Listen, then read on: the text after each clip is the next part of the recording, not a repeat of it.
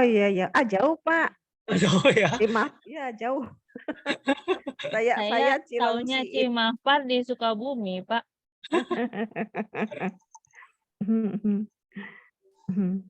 Cimahpar itu Bogor kota ya Pak. Bogor kota ya betul. Saya di pojoknya Bogor Pak. Oh, masuknya Bogor. Ibu Pojoknya sekarang dinesnya di Bogor. mana Bu Asih? Di Bogor dekat Bogor kota sana. Dekat Bogor kota. Ya di Ciluar, Nah, Sentul, Ciluwer. Sentul. Ya. Mas juga Bu, Gimana Pak?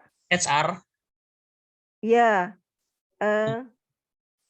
Saya lagi belajar ini. Tadinya sih saya ada di pegang gudang gitu. Kemudian eh, ada beberapa hal yang kemudian ke HR ya Bu, ya wes nggak apa-apa gitu. Jadi sekarang pegang HR, GA sama inventory begitu. Jadi ini lagi harus banyak belajar gitu Pak. Kayaknya sih terlambat memang, tapi ya mau tidak mau harus diupayakan gitu. Belajar nggak ada kata terlambat sih Bu. Iya betul, insya Allah. Jadi tapi kalau ketemu dengan bapak-bapak gitu jadi kayak tua kejemur gitu Pak. Tua sendiri. Perusahaannya bergerak di bidang apa Bu? Kalau boleh tahu Ibu Asih. Industri kabel Pak. Kabel. Iya. Iya. Gitu. Voxel itu Bu ya atau bukan? Bukan ya? Bukan. Kami kompetitornya. Oh, komputer. Kompetitornya. Manufaktur. Iya. Betul, betul Ibu. Kalau kabel tuh kan logam kan? Betul. Dalamnya itu lagi trouble kan kita ya impor biji logam ya di Kemenperindak pembatasan impor ya. Kena juga nggak Bu?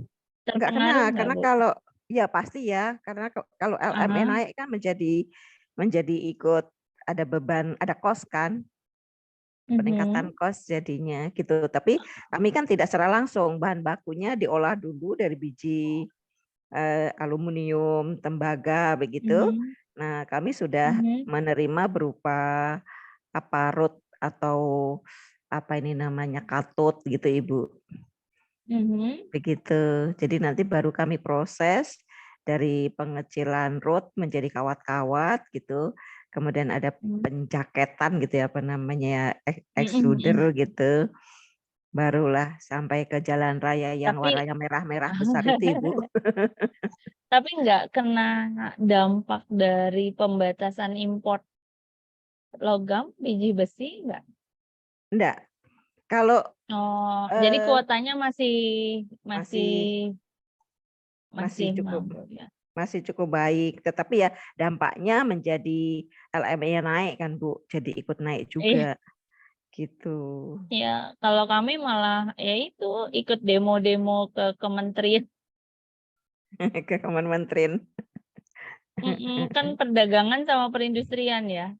Iya betul. Gitu. Tapi ya semuanya dibikin friendly aja Bu. Dibikin? Friendly aja. Iya. Iya betul. Yes, apapun pasti ini kan memang kalau belajar-belajar gitu katanya dunia sudah mengalami VUCA gitu ya. Ya memang gejolaknya yang selalu ada dan kita memang harus bisa membaca lebih awal Ibu. Kan seperti Iya. itu. Semuanya serba unstable ya. Ya betul. Pak Miki, sudah pukul 7:11.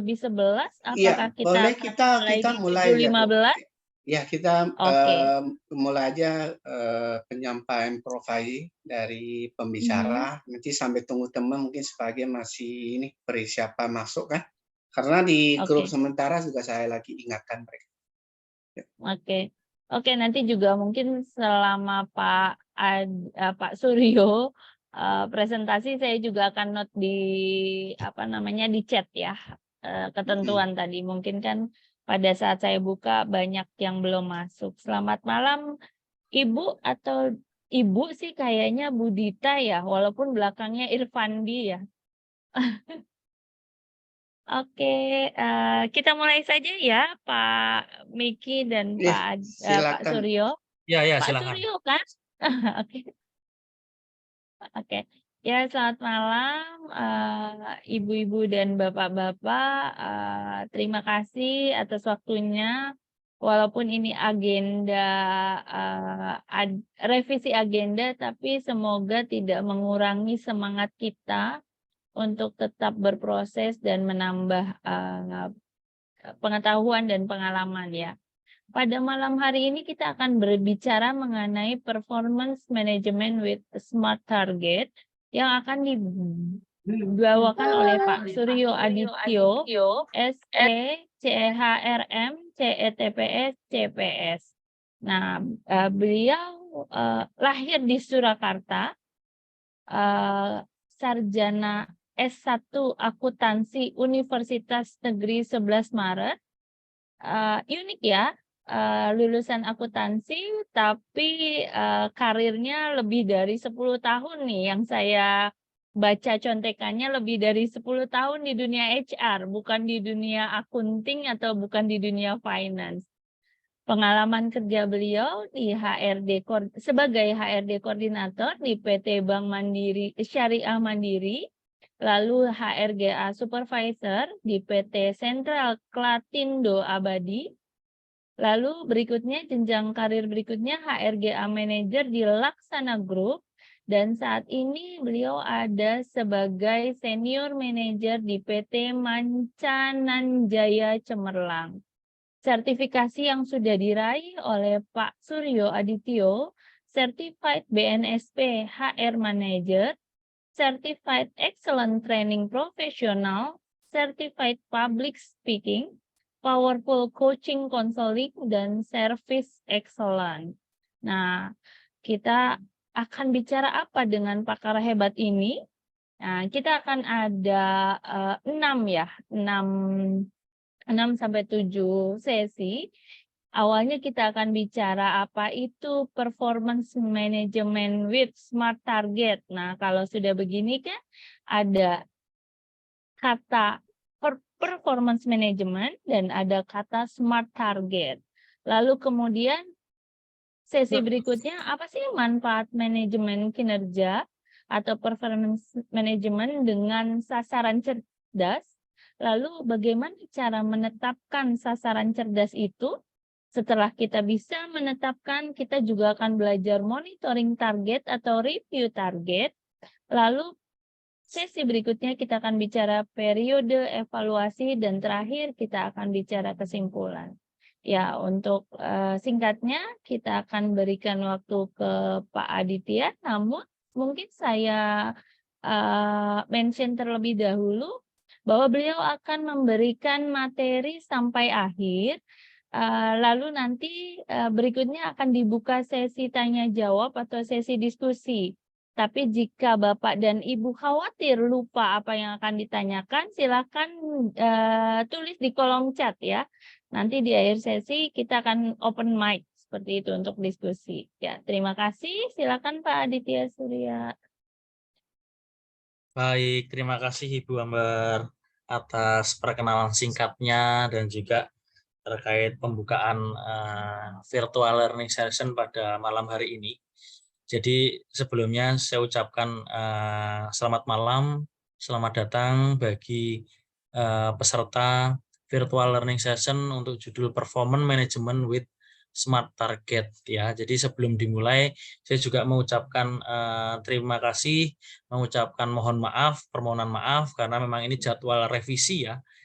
Sebelumnya harusnya seminggu yang lalu, tepatnya mungkin tanggal 19, saya harusnya menyampaikan ini, tapi ya saat itu ada musibah ibu saya, nah makanya langsung kami jadwalkan ulang gitu pada malam hari ini.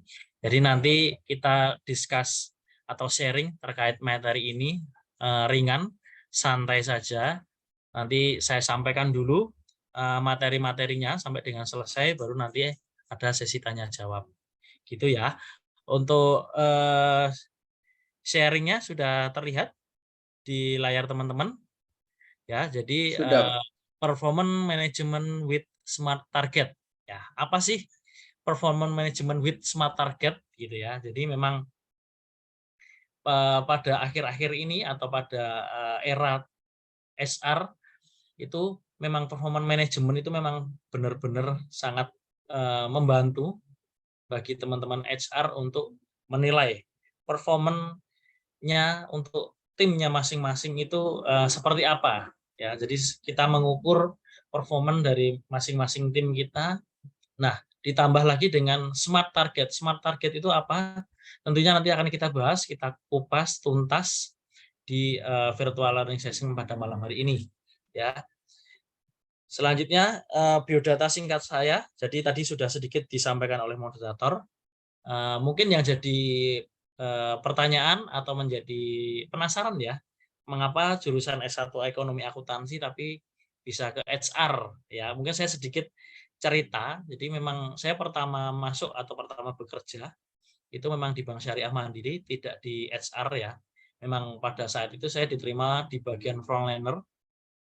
Nah, pada jalannya waktu, jadi kurang lebih setahun atau 2 tahun, itu baru saya dipromosi atau dimutasi ke bagian HR ya, jadi HR. Nah, sampai dengan sekarang ternyata itu passion saya di situ. Jadi cerita singkatnya seperti itu Ibu Amba tadi, memang kenapa kok bisa dari akuntansi ke HR ya. Jadi memang itu cerita singkat dari kami gitu ya. Oke, ini biodata singkat saya. Jadi saat ini saya menjabat sebagai HRGA Senior Manager di PT Macanan Jaya Cemerlang. Itu Intan Pariwara Group. Jadi kalau teman-teman atau rekan-rekan dulu saat masih sekolah mungkin pernah ada buku Intan Pariwara. Nah, itu merupakan salah satu grup kami. Jadi Intan Pariwara adalah memang itu merek bukunya atau merek dagangnya, tetapi produksinya adalah di PT Macanan Jaya Cemerlang. Gitu. Sertifikasi saat ini saya sudah certified BNSB Smart Manager, Excellent Trainer Profesional, dan Public Speaking. Oke, poin-poin yang akan kami sampaikan untuk malam hari ini, yakni yang pertama itu adalah apa itu performance management. Jadi ada pengenalan singkat dulu mengenai performance management itu apa. Lalu apa sasaran cerdas itu? Jadi sasaran yang tepat, yang cerdas itu seperti apa? Yang ketiga, manfaat manajemen kinerja dengan sasaran cerdas, smart. Yang keempat, cara menetapkan sasaran smart atau cerdas. Lalu yang kelima, monitoring target, review target. Yang keenam, periode evaluasi, dan 7 kesimpulan. Ya. Jadi kurang lebih materi saya kurang lebih 1 jam sampai dengan 1 jam 30 menit nanti. Insya Allah akan saya sampaikan. Baik, untuk pembahasan yang pertama ya, jadi apa itu performance management? Jika teman-teman itu dalam dunia HR, tentunya performance management itu sudah hal yang sudah tidak asing lagi sebenarnya ya. Jadi ini memang untuk mengukur kinerja masing-masing bagian. Nah, mengukurnya itu seperti apa, performanya itu seperti apa, nah itu dijelaskan dalam performance management seperti itu. Baik, jadi yang pertama adalah definisi, jadi manajemen kinerja, ya, jadi performance management adalah proses menetapkan tujuan, melacak kemajuan, dan mengukur hasil untuk individu, tim, atau organisasi, ya. Jadi yang pertama adalah untuk menetapkan tujuan, melacak atau memonitoring kemajuan tersebut, dan mengukur hasilnya. Hasilnya untuk siapa? Yang pertama pasti untuk individu, tim, atau organisasi. Nah, komponen-komponennya ya ini apa aja? Jadi mencakup penetapan tujuan, ulasan kinerja, umpan balik, pembinaan, dan juga perencanaan pengembangan. Ya, itu definisi singkat yang harus dipahami mengenai performance management, yakni mencakup dari mulai penetapan tujuan, ulasan, lalu umpan balik atau feedback-nya seperti apa, dan juga hasilnya itu memang untuk individu, tim, dan untuk organisasi. Nah, perbedaan performance management dan performance appraisal, ya, jadi memang hampir-hampir mirip, cuman itu berbeda Makanya ini saya jelaskan dulu. Yang pertama dari itemnya ya. Jadi itemnya ya ini fokusnya. Jika performance appraisal itu lebih terfokus pada evaluasi kinerja individu pada akhir suatu periode. Tetapi jika performance management adalah itu lebih terfokus pada pengembangan kinerja individu sepanjang waktu. Jadi kalau PA itu, PA itu yakni evaluasi kinerja ini tapi pada akhir suatu periode. Jadi ada periodenya. Tapi kalau yang performance management itu penilaian kinerja sepanjang waktu. Jadi tidak terbatas waktu. Yang kedua waktu. Performance appraisal biasanya dilakukan secara tahunan atau setiap beberapa bulan. Tapi jika performance management dilakukan sepanjang waktu dan tidak hanya pada saat tertentu dalam tahun. Jadi performance management itu lebih jauh ya, melihatnya kita lebih jauh. Yang ketiga tujuan. Performance appraisal bertujuan untuk menilai dan mengevaluasi kinerja karyawan pada suatu periode waktu tertentu. Jika performance management itu bertujuan untuk meningkatkan kinerja karyawan sepanjang waktu. Jadi pada intinya adalah dalam satu periode kalau performance appraisal, tapi kalau performance management adalah sepanjang waktu. Jadi melihat kita lebih jauh. Yang keempat metode. Performance appraisal menggunakan metode evaluasi kinerja yang sudah ditetapkan, seperti rating skala, numerik, atau grafik.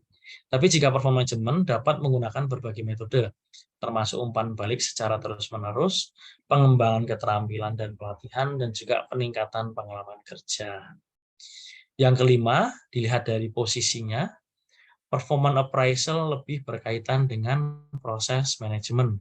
Tapi jika performance management itu melibatkan seluruh organisasi dan dapat melibatkan karyawan dalam pengambilan keputusan dan perencanaan. Ya, jadi teman-teman dari perbedaan ini kata kuncinya adalah jika performance appraisal itu dalam suatu periode tertentu, tapi jika performance management itu adalah melihatnya lebih jauh, jadi sepanjang waktu. Jadi untuk melihat lebih jauh sepanjang organisasi itu berdiri. Gitu. Selanjutnya, mengapa performance management itu penting? Kenapa sih performance management itu penting? Ya, jadi memang performance management itu penting karena lebih relevan diterapkan dalam perusahaan. Apa alasannya? Karena karyawan sering mengalami performa yang dinamis, alias naik turun setiap harinya. Jadi ada beberapa faktor ya terkait performa karyawan. Jadi dari faktor internal itu dalam diri karyawan tersendiri, jadi diri karyawan itu sendiri, dan juga dari eksternal yang mempengaruhi performa. Sistem manajemen kinerja evaluatif ini tidak hanya membantu perusahaan dalam mengevaluasi standar kinerja karyawan, tetapi juga bisa membantu karyawan agar terus memberikan performa yang konsisten hingga mencapai tujuan perusahaan yang diharapkan. Jadi sistem manajemen kinerja ini tidak hanya membantu perusahaan dalam mengevaluasi, tapi juga membantu karyawan agar terus bagaimana cara mempertahankan performa yang konsisten. Selain itu, performance management memungkinkan karyawan untuk memperbaiki kelemahannya lebih awal. Mereka tidak harus menunggu evaluasi hingga akhir periode, sehingga permasalahan dalam bekerja bisa diatasi lebih awal. Ya, jadi kalau dengan kita pakai performance appraisal itu kan memang melihatnya di akhir, jadi ya tahu bahwa per 3 bulan, per 6 bulan, atau per tahun kinerjanya tahu. Tapi kalau dengan performance management kita lebih bisa mendeteksi lebih awal. Karena tidak terpancang oleh waktu, jadi bisa pakai feedback, jadi misalkan menggunakan coaching and counseling, atau kita menggunakan sistem atau metode yang lain, jadi itu lebih tahu kita mendeteksi tersebut. Sistem ini bisa menjaga karyawan agar tetap produktif ketika bekerja. Kebiasaan buruk yang mengganggu pekerjaan pun bisa diatasi sebelum akhirnya berkembang menjadi masalah serius bagi sebuah bisnis. Ya, jadi kebiasaan-kebiasaan buruk atau hal-hal yang dapat mengganggu pekerjaan bisa diatasi. Kenapa kok bisa diatasi? Karena kan kita sering memberikan feedback, kita harus punya feedback terkait kinerja karyawan itu lebih bisa dideteksi lebih awal masalah-masalah tersebut. Nah, 3 fungsi dari performance management system, yakni yang pertama adalah menjadi bahan pertimbangan. Mengapa menjadi bahan pertimbangan? Tentunya performance management itu berkaitan dengan penilaian ya, penilaian kinerja karyawan dan juga misalkan pertimbangan promosi, naik jabatan, misalkan ada penyesuaian upah dan lain sebagainya. Yang kedua meningkatkan komunikasi karena kita sering feedback kita menggunakan metode umpan balik tadi, jadi memang lebih sering, lebih komunikasinya lebih intens dalam hal performance management gitu. Dan yang ketiga meningkatkan performa karyawan. Mengapa bisa meningkatkan performa karyawan? Tentunya dengan kita menggunakan kiat-kiat khusus performance atau menggunakan metode-metode yang ada, diharapkan performa karyawan itu terus meningkat ya, konsisten dan terus meningkat, jangan sampai turun. Baik, selanjutnya tadi kita bahas perbedaan tujuan, fungsi, dan ini apa sih yang mempengaruhi, elemen-elemen apa yang mempengaruhi performance management yang sukses ya. Jadi 5 elemen tersebut yakni kesuksesan dalam menjalankan performance management system ditentukan oleh beberapa faktor. Apa saja itu? 5 elemen itu apa saja yang dimaksud? Kita bahas. Yang pertama adalah terkait perencanaan dan penetapan tujuan. Mengapa? Karena performance management system yang baik tentu dilakukan dengan menetapkan tujuan yang telah ditargetkan. Top manajemen harus menentukan sasaran kerja yang realistis dengan pola SMART ya. Intinya SMART itu apa? Yakni specific, measurable, achievable, relevan, dan timely. Tujuan dan sasaran strategis harus disampaikan kepada karyawan agar mereka bisa memahami target yang ingin dicapai. Jadi terkait perencanaan dan juga penetapan tujuan tentunya harus menggunakan sasaran kerja dengan pola SMART. Ya, tujuannya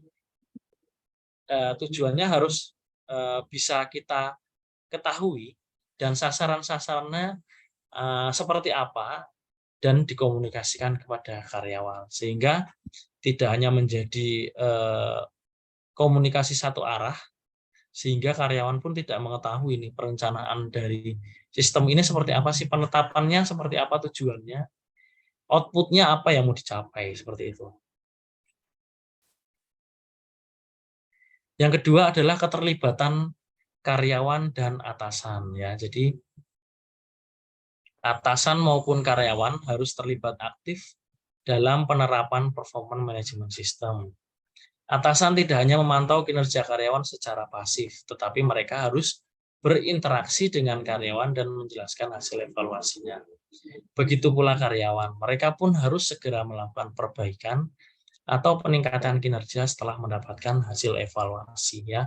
Jadi keterlibatan di sini adalah keterlibatan terkait komunikasi ya. Jadi memang atasan itu memantau kinerja itu jangan pasif. Jadi diam-diam menilai baik atau buruk, tetapi nggak paham nih kenapa saya dinilai buruk, kenapa saya dinilai baik, apa sih yang harus dipertahankan, apa yang harus ditingkatkan. Jadi harus sering berinteraksi dengan antara atasan dan bawahan, sehingga tercipta di situ komunikasi yang baik dan juga tidak terjadi miss. Ya, jadi hasil evaluasinya pun disampaikan secara transparan. Jadi harus segera tahu, harus segera melakukan perbaikan dan peningkatan kinerja jika hasilnya diperlukan untuk peningkatan. Ya, jadi yang sudah baik, yang sudah konsisten dipertahankan. Intinya hasil evaluasi tersebut harus diketahui oleh karyawan atau bawahan. Yang ketiga adalah pemantauan dan pemberian feedback. Yakni atasan harus melakukan pemantauan dan memberikan feedback secara berkala kepada karyawannya.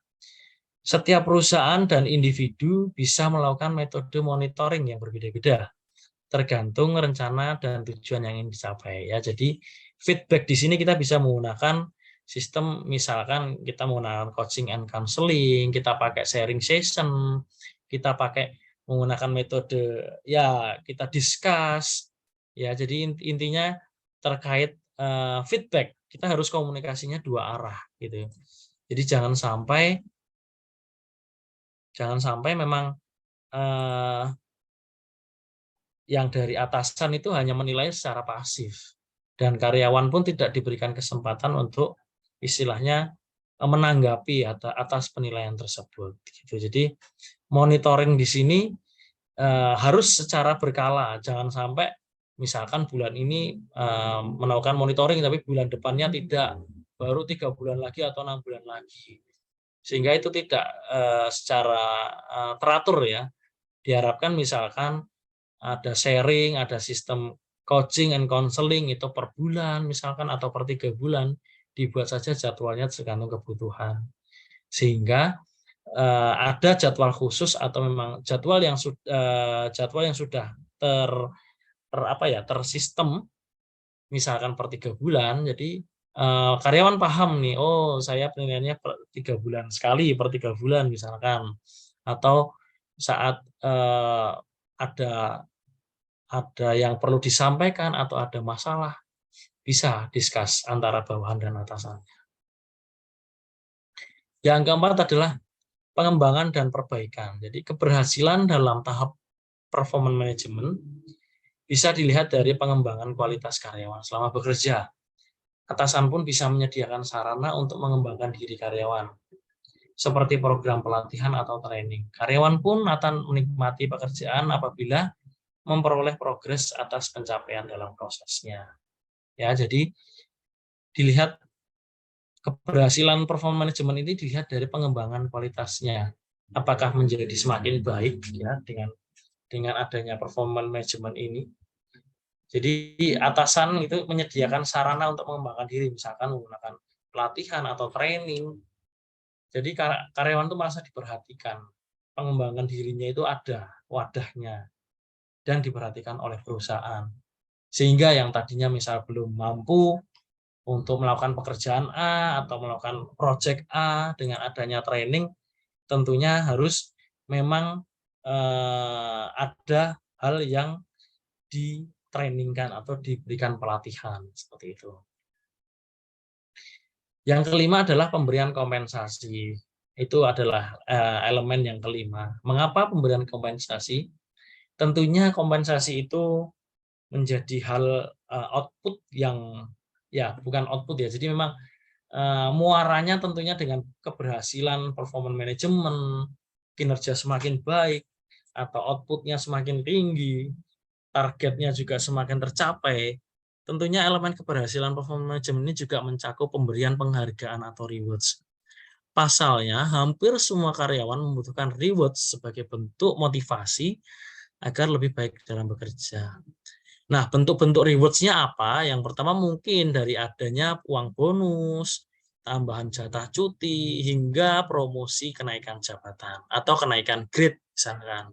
Seperti itu. Jadi karyawan sudah bersusah payah ini, karyawan sudah berusaha keras menjalankan tugas tanggung jawabnya, memperbaiki kinerjanya, sehingga diharapkan perusahaan pun paham ya karyawan membutuhkan rewards atau membutuhkan imbal balik, sehingga motivasinya itu pasti akan lebih baik lagi dalam bekerja ya. Jadi diberikan bonus, diberikan tambahan cuti, kenaikan jabatan, hingga grade perusahaan.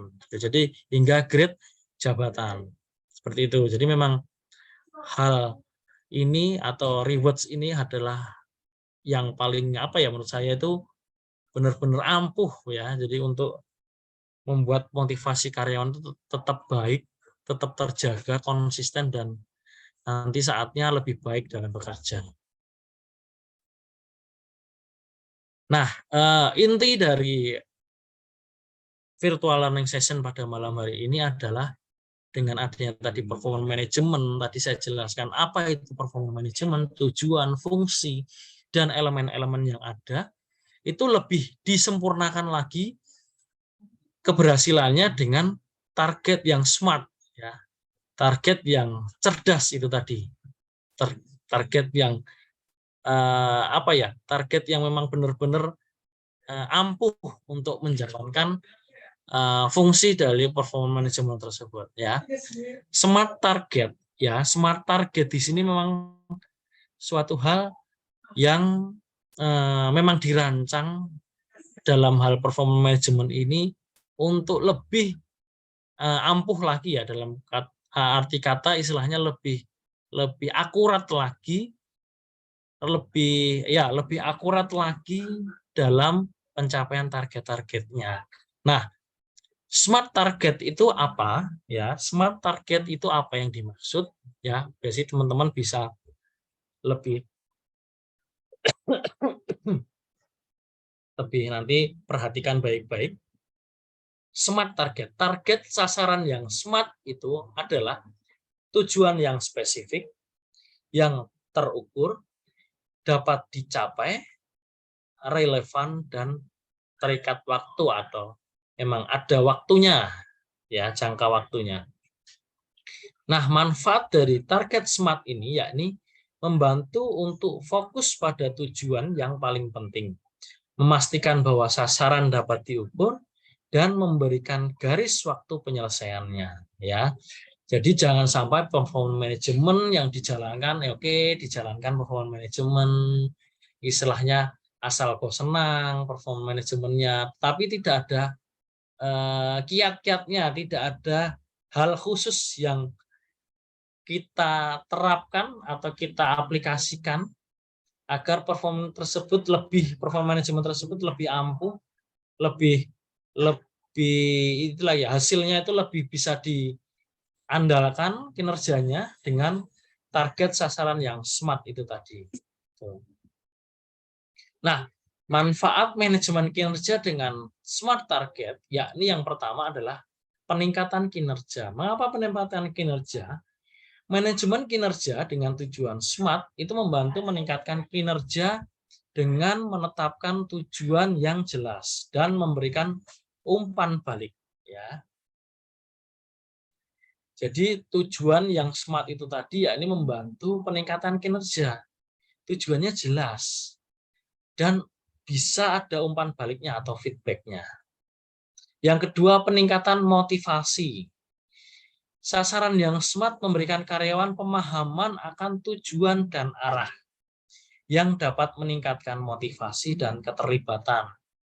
Jadi karyawan ini merasa dilibatkan, merasa diberikan pemahaman, tujuannya adalah seperti ini loh.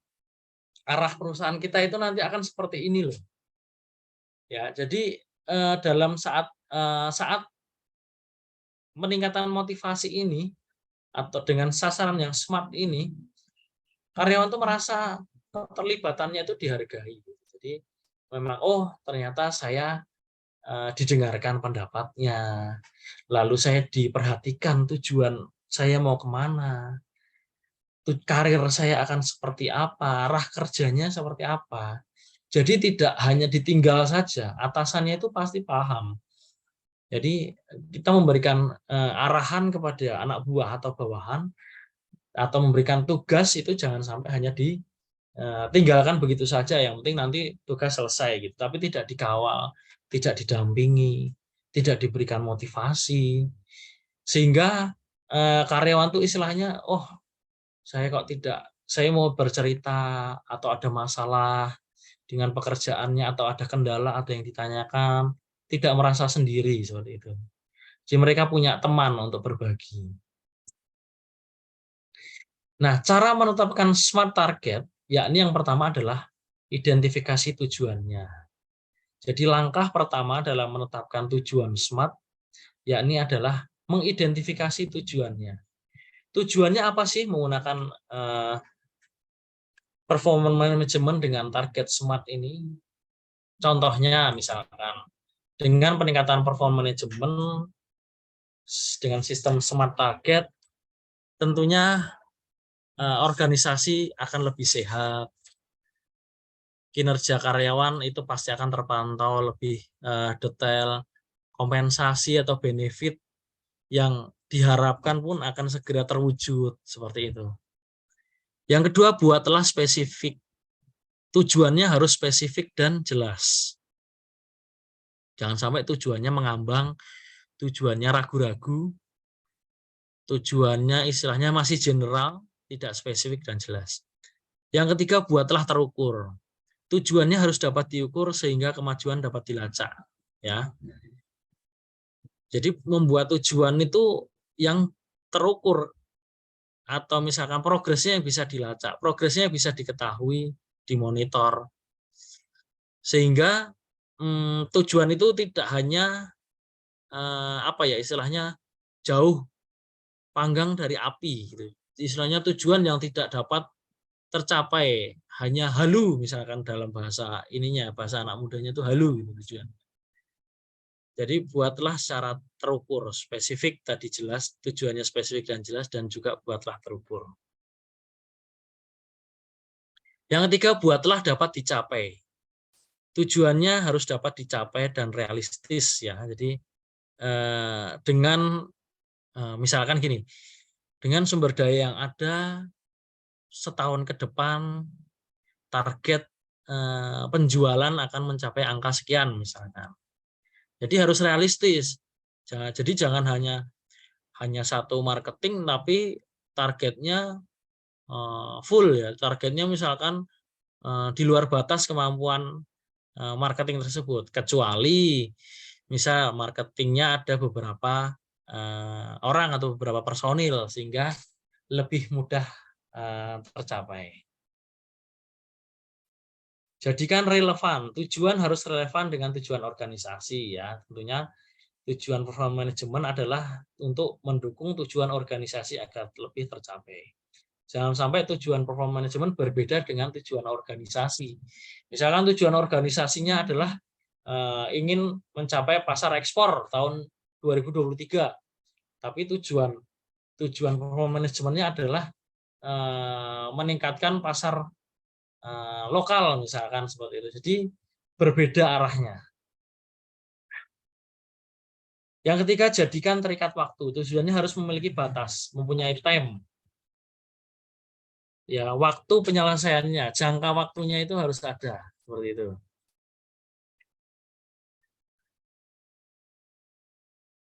Oke. Selanjutnya adalah goal target ya. Targetnya itu seperti apa? Goalnya itu apa? Oke, apa itu target? Target adalah menunjukkan peta ke masa depan kita. Goal atau tujuan mengandung suatu hal yang harus dicapai di masa depan. Namun, apa pastinya goal itu dan bagaimana kita tahu bahwa kita telah mencapainya atau belum? Ya, target harus spesifik. Jadi menyusun target sama dengan memfokuskan perhatian kita pada apa yang kita inginkan di masa depan. Bila tidak spesifik, general, mengambang, tidak jelas, kita tidak akan pernah tahu kemana akan kita tuju. Arah kita itu mau kemana. Kita sebagai driver, sebagai nahkoda kapal kita itu, kita membawa kapal kita itu ke arah mana. Sama seperti mengikuti map yang tidak ada nama jalannya sama sekali. Jadi misalnya hanya jalan aja, tidak ada tujuan, pokoknya jalan maju terus. Nggak tahu mau kemana, yang penting jalan terus gitu, tapi nggak ada target atau tujuannya. Oke, contoh target yakni saya ingin lebih pintar dengan mendapat nilai 10 pada pelajaran matematika. Ini sangat spesifik. Mengapa sangat spesifik? Karena tidak hanya mengatakan saya ingin lebih pintar, ya, namun juga menjelaskan tentang nilai dan pelajaran yang diinginkan. Jadi saya tidak hanya ingin lebih pintar saja, tapi saya ingin lebih pintar dengan nilai 10 pada pelajaran matematika. Itu targetnya spesifik sekali. Berarti tujuannya adalah mendapatkan nilai 10 pada pelajaran matematika. Coba bila targetnya adalah, coba teman-teman bandingkan ya. Saya ingin lebih pintar, akan menyisakan banyak pertanyaan tentunya. Seperti apa sih lebih pintar? Dalam hal apa? Lebih pintar yang bagaimana? Seperti itu kan beda ya. Saya ingin lebih pintar. Nah, pintarnya itu apa? Pintarnya itu apa? Lebih pintarnya itu bagaimana? Gitu. Dengan beda dari yang pertama tadi. Saya ingin lebih pintar dengan nilai 10 pada pelajaran matematika. Jadi tujuannya adalah pelajaran matematika mendapat nilai 10. Hal yang harus diingat, tentunya target harus realistik ya. Realistik. Kita tidak dapat menaikkan proses produksi 10 kali lipat dalam waktu 1 bulan. Ya, itu hal yang mustahil. Jadi kita tidak, ya bukannya harus mustahil, jika sulit target itu dicapai dalam 1 bulan, tapi menaikkan 10 kali lipat itu hal yang ya di luar kewajaran lah pada umumnya. Harus diprioritaskan. Susun skala prioritas dalam proses produksi. Anda tidak dapat menyelesaikan semuanya sekaligus. Jadi harus buat skala prioritas. Tujuannya adalah misalkan 1 dulu tahap pertama, yakni pada saat proses produksi itu yang pertama adalah pencapaian time produksi itu tepat waktu. Itu hal itu dulu yang dicapai. Kedua, misalkan mengurangi waste atau reject produksi, itu kedua. Ketiga, misalkan mengurangi biaya tenaga kerja produksi. Nah, itu hal-hal yang prioritas itu harus buat skalanya. Pertimbangkan sumber yang dimiliki. Apa yang kita butuhkan untuk menggapai goal? Tentunya sumber-sumbernya tentunya SDM ya, ketenaga kerjaan, uang atau biaya, informasi, kesehatan, tenaga, keahlian, dan masing-masing, dan lain-lain. Jadi sumber-sumber source yang dibutuhkan untuk mencapai goal tersebut tentunya banyak ya. Jadi dari mulai SDM-nya, mulai uang atau biayanya, informasi, kesehatan, tenaga, dan keahlian. Itu sangat berpengaruh sumber tersebut. Nah, target jangka panjang dan jangka pendek. Tentunya harus kita bedakan dulu targetnya mau jangka panjang atau jangka pendek. Jadi jangka panjang, yakni target yang membutuhkan waktu lama dan merupakan tujuan yang besar. Itu target jangka panjang. Misalkan naik jabatan, naik gaji, beli rumah, atau perusahaan itu akan menjadi perusahaan terbesar di Indonesia, misalkan perusahaan supplier terbaik, seperti itu. Nah, kalau target jangka pendek tentunya target yang cepat dicapai, yakni menyelesaikan tugas mingguan, hal-hal yang urgent, komplain karyawan, komplain bagian misalkan, merupakan kepingan kecil untuk mencapai goal yang jangka panjang. Jadi hal ini kita tidak boleh mengesampingkan. Jadi memang dua-duanya penting, itu target jangka pendek atau jangka panjang, karena ini saling berkaitan. Nah, konsep dari smart target, kita tadi bahas dari awal tuh smart target. Smart itu apa? Smart itu apa? Yakni yang pertama adalah kita diambil dari kata spesifik ya. Target yang smart adalah S-nya adalah spesifik.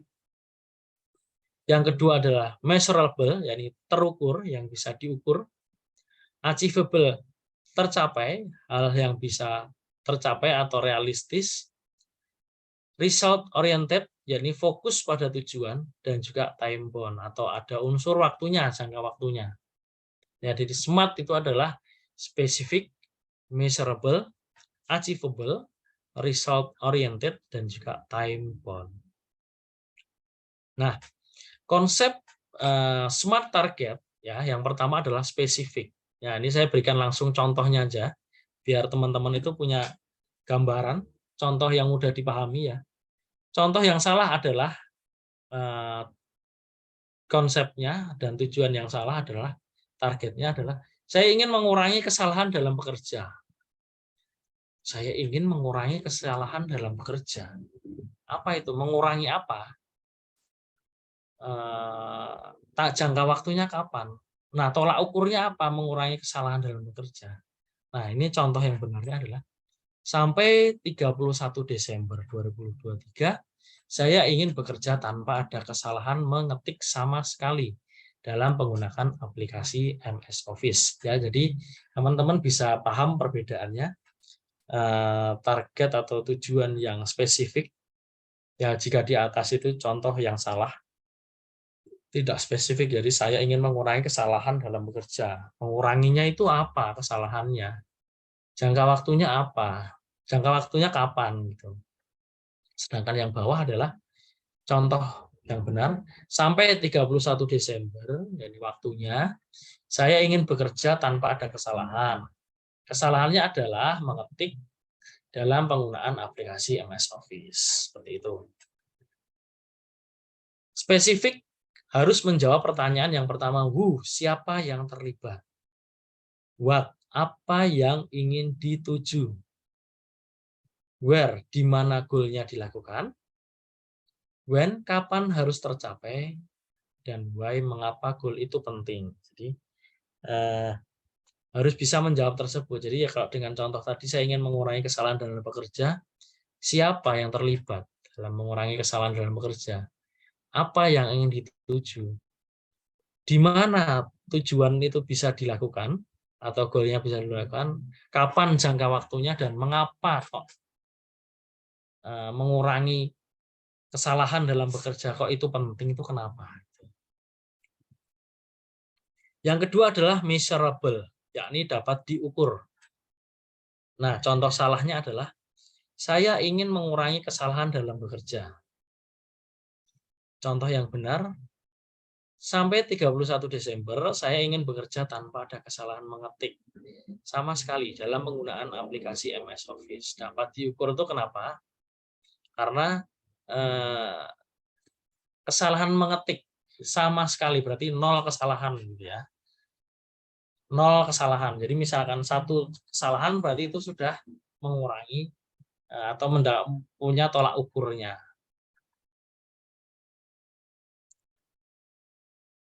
Yang pertama adalah dapat mengetahui seberapa jauh goalnya. Tahu kapan dikatakan selesai, tahu sekarang di posisi mana, dan seberapa jauh lagi harus berusaha. Itu konsep dari atau pengambilan measurable, jadi dapat diukur. Seberapa jauh sih goalnya itu? Seberapa jauh kalau dengan 0 kesalahan gitu ya. Tahu kapan dikatakan selesai berarti sampai dengan 31 Desember. Saat ini udah di posisi mana? Jadi misalkan saat ini udah di posisi Agustus gitu ya. Tapi masih 0 kesalahan. Berarti seberapa jauh lagi? Berarti Agustus sampai dengan Desember 4 bulan lagi. Seperti itu. Yang ketiga adalah A, itu achievable, dapat dicapai atau tercapai ya. Sampai 31 Desember saya ingin bekerja tanpa ada kesalahan mengetik sama sekali dalam menggunakan aplikasi. Contoh boleh menantang. Boleh menantang itu yang challenging ya. Namun dapat dicapai sesuai dengan kemampuan dan sumber daya yang tersedia. Ya, jadi menantang itu challenging. Ya, semenantang-menantangnya tapi dapat dicapai jika misalkan waktu yang cukup, SDM yang memadai, training yang sering dilakukan gitu. Itu yang challenging. Ya. Tidak boleh yang tidak masuk akal gitu ya. Tidak boleh yang tidak masuk akal. Jadi istilahnya dalam 1 bulan ini target 10 kali produksi, output produksi gitu. Target yang menantang, yang challenging dan sangat memotivasi kita. Jadi bedanya tidak boleh tidak masuk akal, itu istilahnya jauh tidak masuk akal saat misalkan SDM-nya hanya 1 atau produksinya mesinnya tidak ditambah, tapi targetnya ditambah, gitu. Source-nya tidak di ini, jadi itu tidak masuk akal.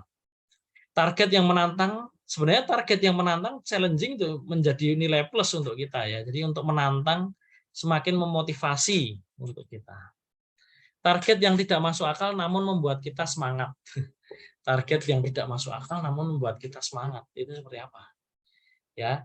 Jadi target 10 kali output produksi dalam 1 bulan. Nanti jika tercapai misalkan bonusnya juga 10 kali. Itu target yang tidak masuk akal. Namun juga itu membuat kita semangat karena ada motivasinya. Nanti dapat bonus, dapat tambahan cuti misalkan, hak cutinya seperti itu. R-nya itu ada result oriented, fokus pada tujuan. Jadi ya contohnya ada sama dari saya ambil dari awal sampai 31 Desember, saya ingin bekerja tanpa ada kesalahan, mengetik sama sekali dalam penggunaan aplikasi MS Office. Tentu ada tujuan yang jelas ya. Jadi saya ingin bekerja tanpa kesalahan. Bukan fokus pada proses. Ya, jadi tujuannya adalah di nol kesalahan mengetik, nol kesalahan mengetik. Item-itemnya mengenai result oriented yakni fokus pada tujuannya. Jadi saya ingin bekerja tanpa ada kesalahan ketik. Fokusnya adalah itu tujuannya. Saya ingin bekerja tanpa ada kesalahan ketik. Fokus pada proses yakni mengikuti pelatihan mengetik ya. Fokus pada prosesnya. Yang ketiga yang bisa terjadi sudah mengikuti pelatihan mengetik tapi masih sering salah mengetik. Gitu. Jadi hal-hal itu banyak itemnya, banyak arahnya yang harus kita antisipasi. Time bound, yakni ada unsur waktu. Ya, sampai 31 Desember. Nah, itu ada unsur waktunya di sampai 31 Desember. 5 bulan lagi. Gitu ya, misalkan sampai dengan target 31 Desember. Ada waktu deadline yang jelas agar kita selalu fokus dan terarah. Waktu yang terlalu lama. Jadi tadi sampai 31 Desember ya contohnya, tapi kalau ini targetnya sampai 2026, 3 tahun. Nah, itu terlalu lama. Tidak menantang, jadi males dan tidak semangat. Jadi targetnya terlalu lama.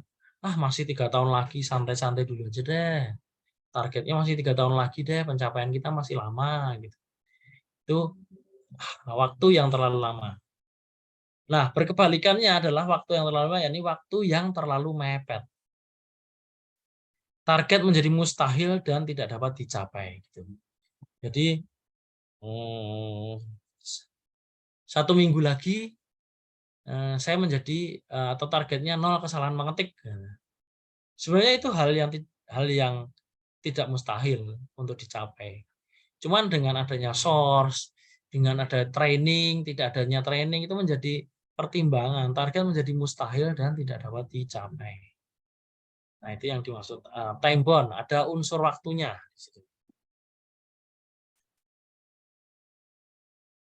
Oke, lanjut. Nah, ini sedikit ya, jadi memang tipe-tipe orang, ada 3 tipe orang. Mana nih tipe dari diri teman-teman atau diri kalian?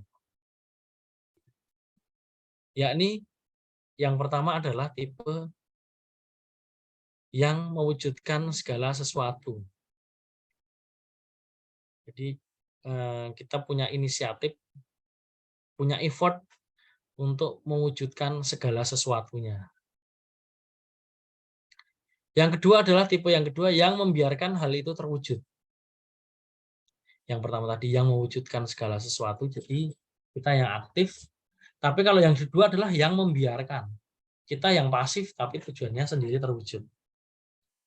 Yang ketiga, yang tidak tahu apa yang terjadi. Yang tidak tahu apa yang terjadi.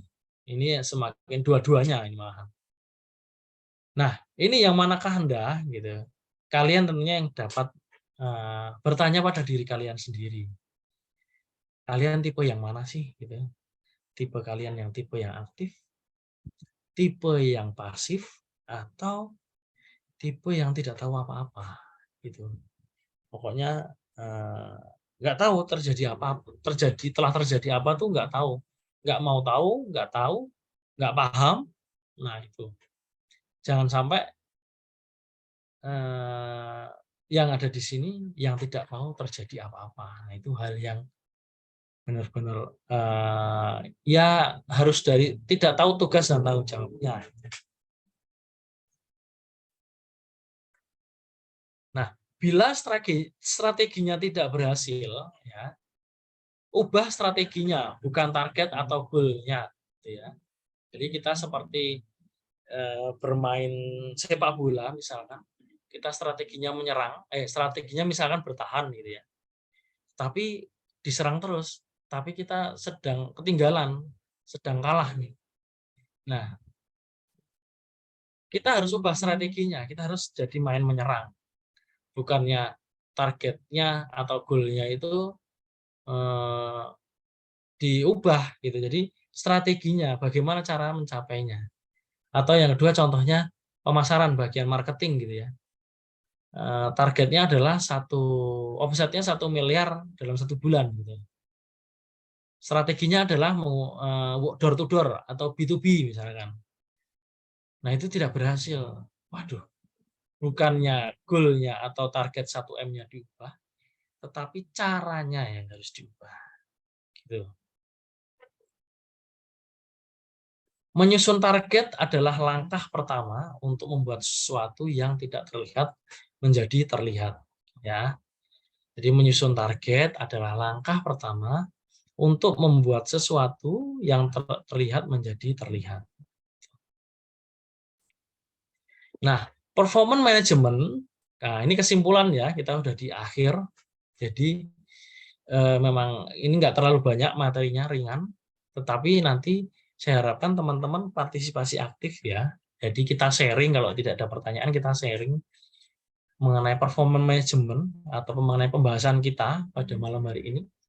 Ya, ini performance management dengan tujuan SMART merupakan cara yang efektif untuk satu, meningkatkan kinerja karyawan. Nah, meningkatkan kinerja karyawan kan ini sudah saya jelaskan dari awal tadi. Kenapa meningkatkan kinerja karyawan tadi? Lalu yang kedua, meningkatkan motivasinya. Motivasi bekerja.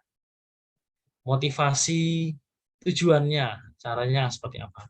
Yang ketiga, memastikan tercapainya tujuan tersebut. Dengan menetapkan tujuan yang jelas, memberikan umpan balik, dan melacak kemajuan, organisasi dapat memastikan bahwa karyawan bekerja menuju tujuan yang sama. Gitu. Jadi dengan menetapkan tujuan yang jelas, memberikan umpan balik, feedback, dan melacak kemajuan atau memonitor, organisasi ini dapat memastikan bahwa karyawannya bekerja menuju tujuan yang sama. Jadi tidak hanya bekerja tapi tujuannya berbeda. Jadi bekerja tujuannya sama, arahnya sama. Jadi tidak hanya maju lurus tapi malah maju belok-belok gitu. Istilahnya itu ya, mudah dipahaminya ya. Jadi bekerja menuju tujuan yang sama.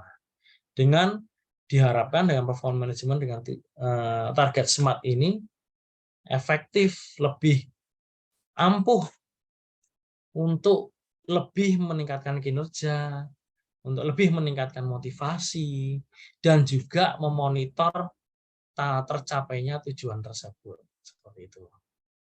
Ya, thanks, terima kasih. Jadi memang materinya tidak terlalu banyak, materinya ringan. Saya harapkan nanti setelah sesi ini, teman-teman yang ingin bertanya bisa di kolom chat atau kita bisa discuss, ya open mic dan juga open kameranya. Kita discuss, sharing apa yang perlu disampaikan, lalu ada pertanyaan terkait performance management, kiat-kiatnya seperti apa, atau ada permasalahan di dalam perusahaannya, silahkan gitu ya. Jadi materi tidak terlalu panjang, ringan, singkat, tapi saya harapkan lebih ada partisipasi, peran aktif ya. Kita dua arah, tidak hanya dari saya aja tapi dari teman-teman, sehingga virtual learning session ini lebih bermanfaat, lebih bisa meningkatkan upgrade skill teman-teman. Jadi kita belajar bersama-sama, sharing gitu ya. Waktu dan tempat saya kembalikan ke moderator. Terima kasih. Selamat malam. Silahkan yang ingin bertanya, sharing, dipersilahkan. Oke, terima kasih Pak Suryo Adityo. Ya, kita lanjut ke sesi berikutnya ya.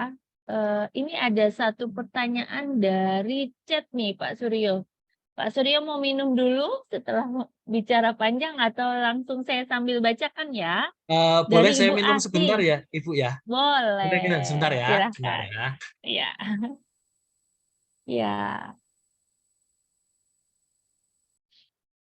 Buat Bapak Ibu yang bisa open cam mungkin supaya diskusinya lebih interaktif, bisa ya kita nyalakan kamera. Selamat malam Pak Bambang. Selamat malam Bu Ambar. Mana kabarnya? Ya. Baik, Bapak sehat? Sehat Bu Ambar. Saya harap Oke. Ibu juga sehat. Oke, Selamat Pak malam Suryo Pak udah Suryo. kembali lagi. Selamat Pak Selamat Miki. malam Pak Bambang. Saya Ya. memperhatikan Pak Bambang sering mengikuti FLS saya ya, khususnya sering banget saya ketemu. Iya. Betul ya Pak Miki ya? Iya Pak betul. Bambang ini Ya, saya jadi saya moderator salut juga Karena beberapa kali. pembelajar ini, Pak Bambang ini belajar Pembelajar ini. sejati. berarti Cuma Belajar satu yang belajar belum sejati. yang Ya. mengenai HRGA itu nanti yang belum. Yang apa ya tempo hari itu Oh. yang HRGA advance atau apa ya belum itu. Yang advance ya, GA ya, Oh, General oke. Affair Iya betul GA Advance. itu yang belum. GA yang advance ya, Pak Miki, colek Pak Oke, Miki itu berarti. Ya mungkin Ya, nanti siap. ke depannya kita kalau kembali lagi. sudah. Iya. Oke, Saya boleh ya, Bu bertanya Asih dulu singkat aja. Bu Ambar mendahului atau boleh. oh Pak Bambang dulu atau Bu Asih dulu yang sudah chat habis Bu Asih boleh Pak Bambang? Boleh ya. Boleh silakan Bu. Oke, terima kasih. Yang ada di chat dulu coba saya baca. Bu Asih bertanya komunikasi dua arah terkait evaluasi kinerja karyawan seringkali menimbulkan konflik dan keberanian atasannya menjadi kendur. Solusinya bagaimana ya Pak? Oke, baik Bu Asih. Bu Asih yang pertama join tadi ya, dari Iya betul Cilengsi, Pak, Bogor. Bu betul. Asih, baik. Cilengsi Jadi Bogor. komunikasi dua arah di sini memang hal yang penting ya Ibu Asih ya. Jadi terkait evaluasi kinerja karyawan. Jadi kita sebagai atasan jangan sampai buat istilahnya jiper duluan, takut dulu nih untuk menghadapi bawahan kita gitu ya. Kita harus bisa menempatkan atasan dan bawahan gitu ya. Kita harus paham walaupun mungkin di luar perusahaan kita rekan makan misalkan makan siang atau rekan sering akrab gitu, tapi dalam sisi organisasi kita harus membedakan nih. Saya atasan kamu gitu. Ini maksud saya itu adalah membantu bawahan atau tim untuk memberikan evaluasi, dan saya harapkan dari tim juga memberikan feedback-nya gitu. Jadi kita discuss, sharing. Jangan sampai membuat hal itu ada jarak. Jadi juga memang betul ada pasti dalam diri saya juga nggak memungkiri ya. Kita menghadapi suatu karyawan yang bermasalah misalkan, itu ada rasa wah takutnya dia marah, takutnya dia ngamuk misalkan gitu. Tapi memang hal itu memang harus dihadapi Ibu Asih gitu ya. Nanti berjalannya waktu dengan pengalaman Ibu Asih sering bertemu, sering menghadapi seperti itu, nanti Ibu lama-lama akan terbangun diri keberaniannya, mentalnya itu pasti akan perlahan-lahan terbangun gitu Bu ya. Jadi saya paham memang di awal Ibu tadi bercerita dari gudang ya Ibu ya, mungkin ya dari gudang ke bagian HR itu pasti berbeda gitu ya. Dan mereka pun akan melihat wah orang baru di HR nih gitu. Pasti punya mentalnya belum tangguh atau mentalnya memang masih belum teruji gitu. Tapi Ibu Asih perlu tetap melatih, tetap harus sering bertemu, sering komunikasi dua arah, sering ajak bicara, discuss, nanti lama-kelamaan akan terbangun sendirinya gitu Bu. Ya. Jadi itu yang mulai dari yang pertama ya, dari diri Ibu sendiri. Yang kedua adalah Ibu istilahnya sharing membicarakan suatu masalah karyawan juga jangan hanya kita sebagai atasan itu tidak hanya menyalahkan atau memberikan menjas istilahnya, tapi kita harus memberikan solusinya atau memberikan caranya seperti apa agar tidak mengulangi kesalahannya lagi. Seperti itu mungkin Ibu Asih dan Ibu Ambar. Mungkin Ibu Asih mau menanggapi. Terima kasih, Pak. Silakan, Bu Asih. Ya, memang kemudian kan kadang-kadang walaupun kita sudah membawa data gitu ya, datanya udah kita susun rapi-rapi gitu, disangkal ini itu, kemudian ujung-ujungnya bertengkar memang. Biasanya teman-teman yang masih di unit head gitu ya Pak ya, yang keluhannya terhadap ketika coaching ke bawahannya gitu. Kita tuntut mereka untuk meng-coaching timnya gitu ya. Tapi keluhannya saya jadi berantem deh Bu. Kira-kira seperti itu. Pak Adit, terima kasih. Ya Bu Asih, memang seperti itu. Jadi saya juga setelah 10 tahun, 20 tahun tuh pasti ada perasaan seperti itu Bu. Apalagi yang dihadapi karyawan-karyawan yang bermasalah gitu. Jadi memang ya itu udah resiko kita di HR itu menghadapi hal-hal seperti itu gitu. Nah, bagaimana caranya meredam, bagaimana caranya kita merangkul, mengayomi, mengajak, ayo maju bersama, ayo perbaiki kesalahan. Nah, itu tantangannya di situ. Seperti itu. Siap, terima Oke, kasih. gimana Bu Asih?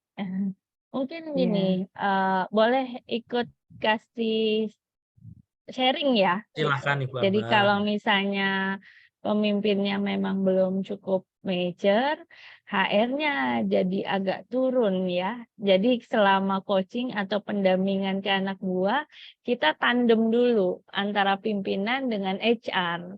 Sampai si pimpinan tersebut itu sudah cukup mature atau sudah cukup percaya diri. Biasanya itu di awal-awal perapihan organisasi memang seperti itu Bu Asih. Apalagi yang peran-peran kita babat alas itu pasti ada situasi yang seperti itu. Tapi kalau kita HR-nya tidak membantu itu akan terus menjadi beban HR biasanya diserahkan ke HR. Nah, untuk meringankan tugas kita di HR, kita tandem dulu tuh gitu. Kalau biasanya yang dilakukan sambil kayak gini, kayak menjadi mentor kan ada training TOT tuh. Nah, jadi nanti menjadi coach atau mentor di perusahaan juga dia ada bimbingan dan pembekalan juga. Dan pada akhirnya ketika kita sudah mature semua, jadi ringan tuh tugas HR-nya. Bisa selonjoran deh Bu Asih nanti. Kalau itu sih dari saya, mudah-mudahan bisa berbagi. Selanjutnya kita open mic dengan Pak Bambang. Baik, terima kasih Bu Silakan Ambar. Pak. Ya, Pak Adit, tadi di awal saya lihat di materinya itu kan ada perencanaan dan penetapan tujuan harus mengikuti pola SMART begitu ya. Nah, Ya. itu SMART-nya di situ R-nya relevan ya Pak ya. Tapi ketika Ya. saya lihat di konsep SMART targetnya, R-nya itu result oriented. Ini gimana Pak? Memang ada dua seperti itu atau gimana Pak? Ya, jadi gini Pak, betul saya terima kasih atas koreksi dari Pak Bambang Miaji ya. Jadi relevan, jadi target ini yang mudah atau yang benar-benar hasilnya itu bisa dicapai gitu Pak. Gitu. Jadi ini salah dalam penulisan saja, tapi yang dimaksud adalah relevannya tadi.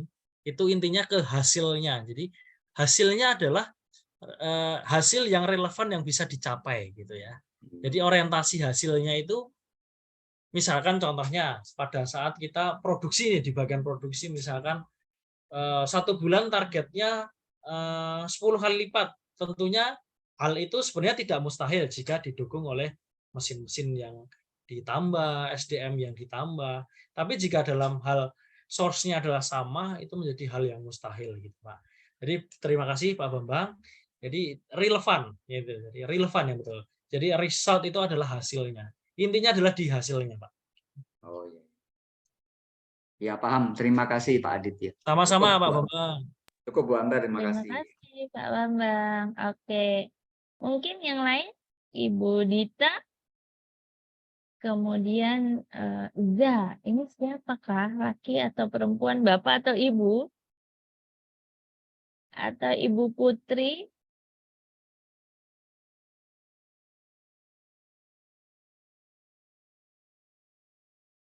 Tidak ada Bu dari saya. Oke. Oke. Atau mungkin dari Pak Miki? Mau ada yang mau didiskus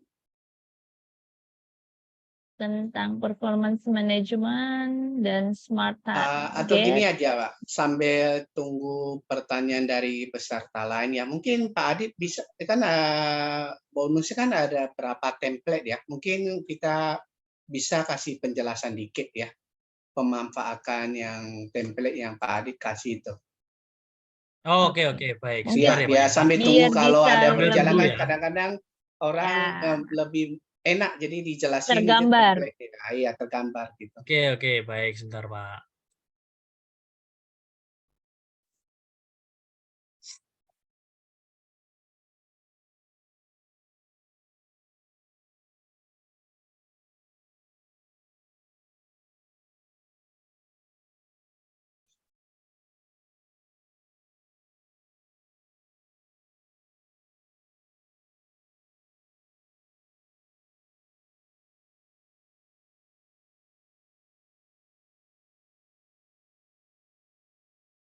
Sebentar, saya buka file saya ya Pak.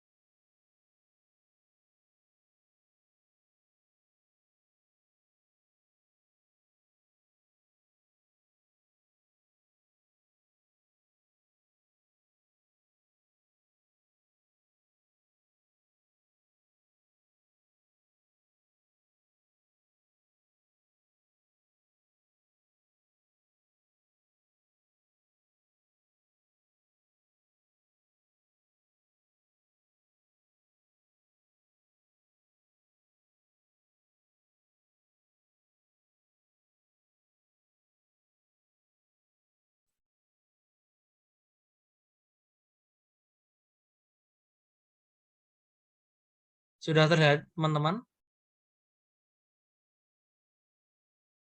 Sudah Pak. Ya, jadi template yang menjadi bonus ya untuk virtual learning session adalah template yang sering saya gunakan pada mulai saya dari awal di SR dan juga ini yang lebih sering saya gunakan karena di level-level fungsional ya, level supervisor, level manager, karena terkait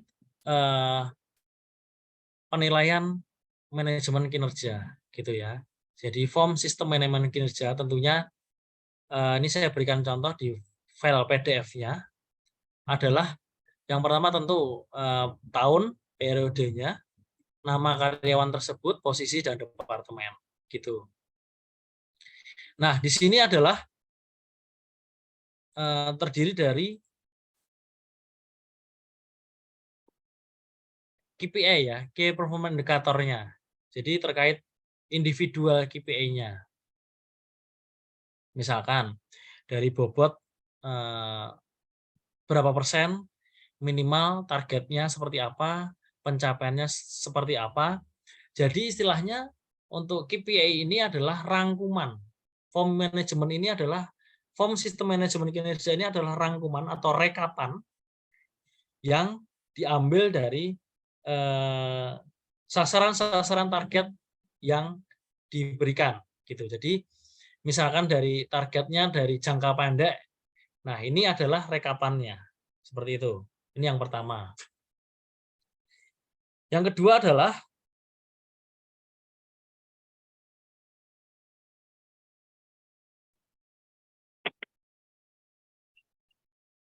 Slide-nya belum kelihatan, Pak. ya sebentar Pak.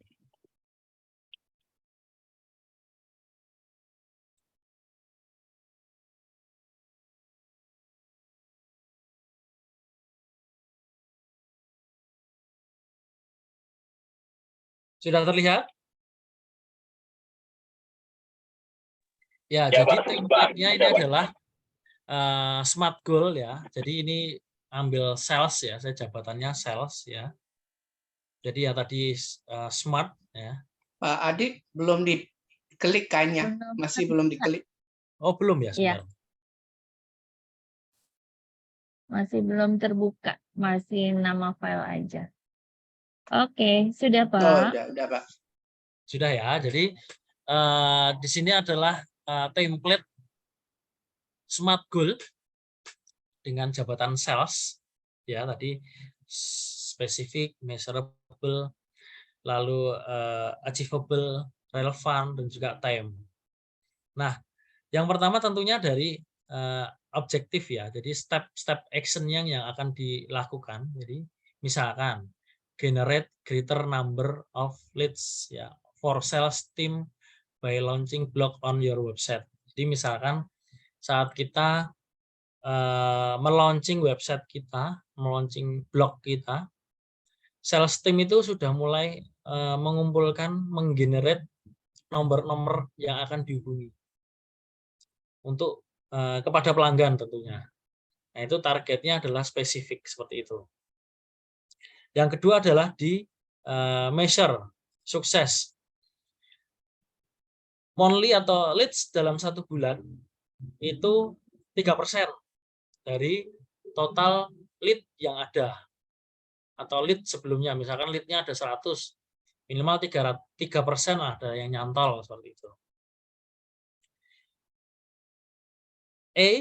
Adalah tools dan resource-nya, jadi kita menggunakan freelance atau menggunakan IT department untuk mendesain blog atau website kita agar lebih menarik, sehingga dapat menarik minat dari pelanggan seperti itu. Lalu relevan to company, yakni blog tersebut dapat menggiring atau menggiring dalam bahasa mudahnya, menggiring customer tersebut untuk membeli produk kita. Dan yang T atau time-nya yakni ceknya adalah per bulan, seperti itu. Jadi template ini bisa disesuaikan, diganti sesuai dengan jabatan masing-masing. Disesuaikan misalkan SR gitu ya. Goal-nya adalah atau targetnya adalah misalkan saya berikan contoh target rekrutmen gitu ya. Rekrutmen dalam 1 bulan tercapai dalam 1 posisi jabatan, misalkan kita sedang rekrut manajer marketing. Nah, itu tercapai dalam 1 bulan. Nah, tentunya spesifiknya adalah kita mendapatkan kandidat seorang manajer marketing dalam waktu 1 bulan dengan kualifikasi, dengan keahlian dan kualifikasi yang kompeten. Measure-nya adalah hal-hal tersebut itu dalam 1 bulan kita lihat mulai dari proses iklan, poster iklan, pasang iklan, lalu kita administrasinya, seleksi administrasi, interview, psikotes, dan lain sebagainya.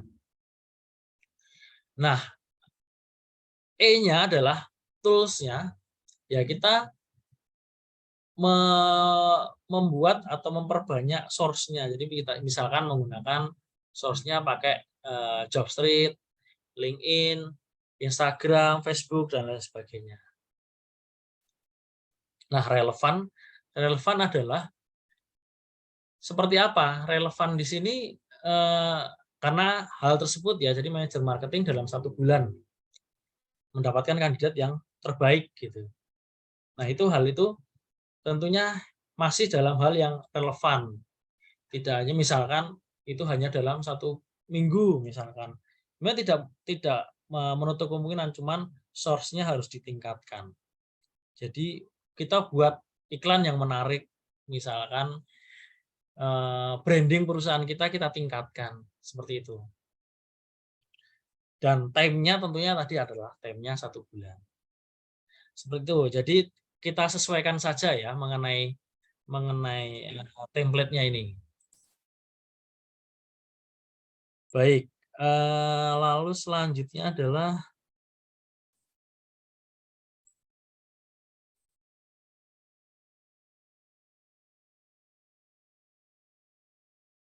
bisa menggunakan template yang kedua. Baik, sebentar.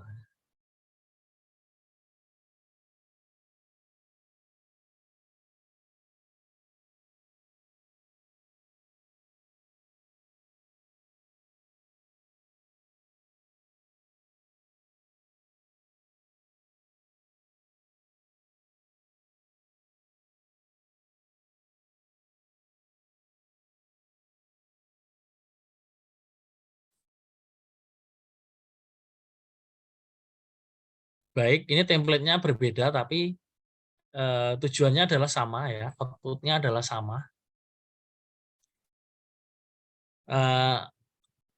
Ini Smart Marketing Goals Template. Tadi karena kita ngambilnya marketing atau sales ya.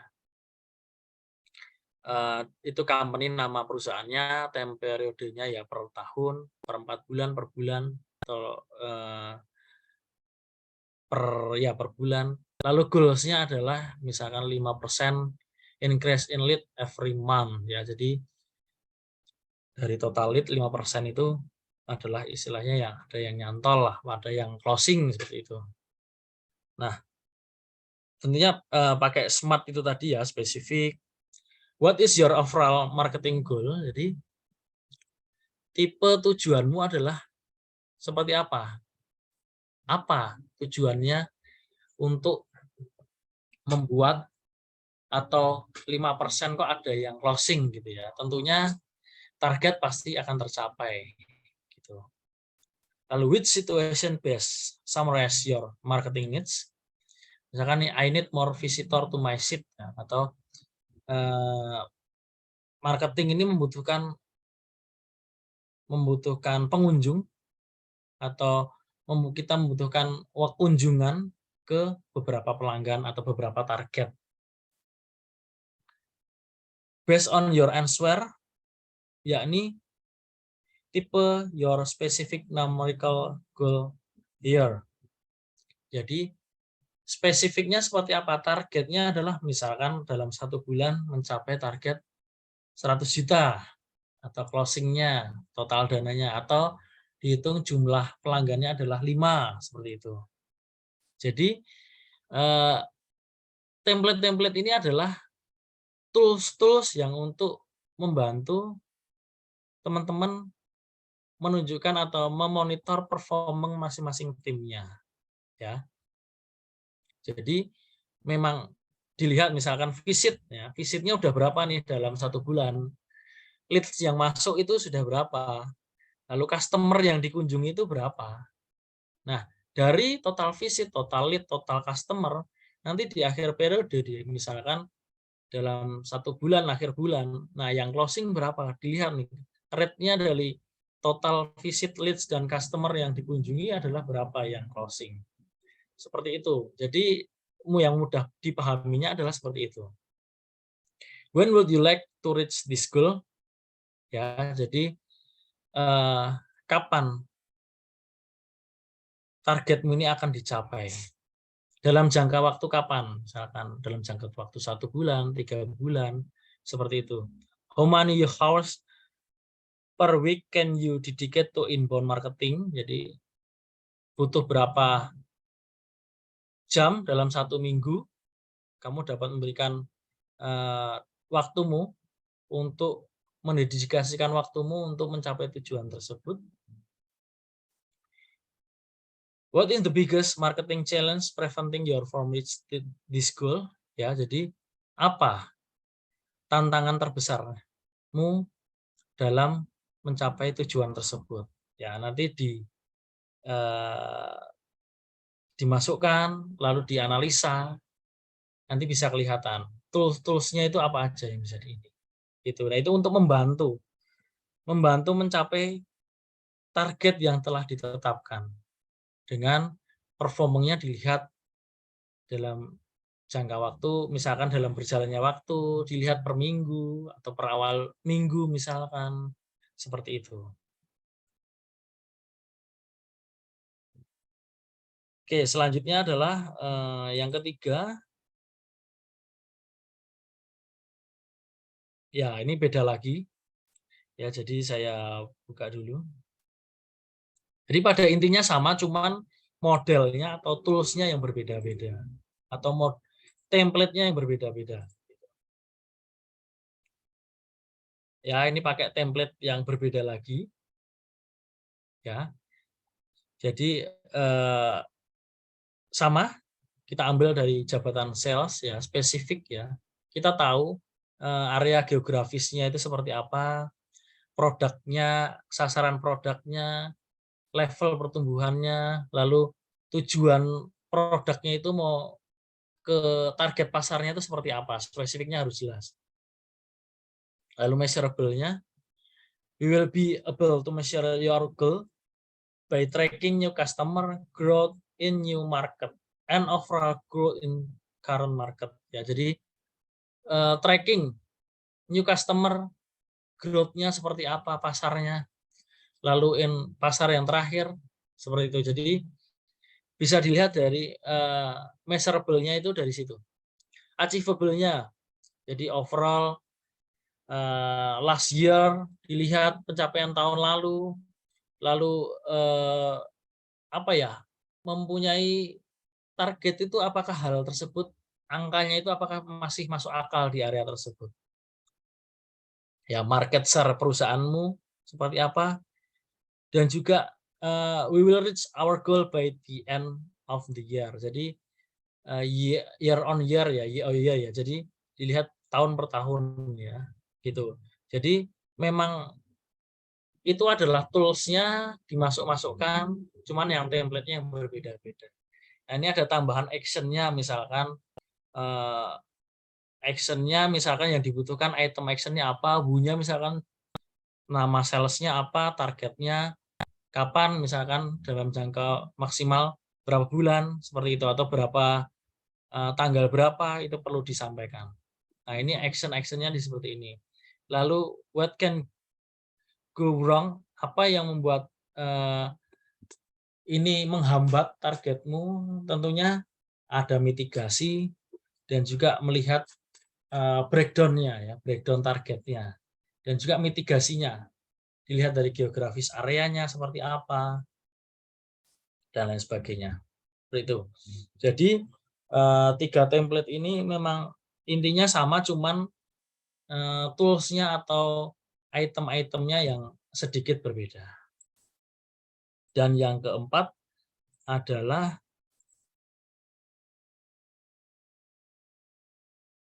nah, ini berbeda lagi, saya buka dulu.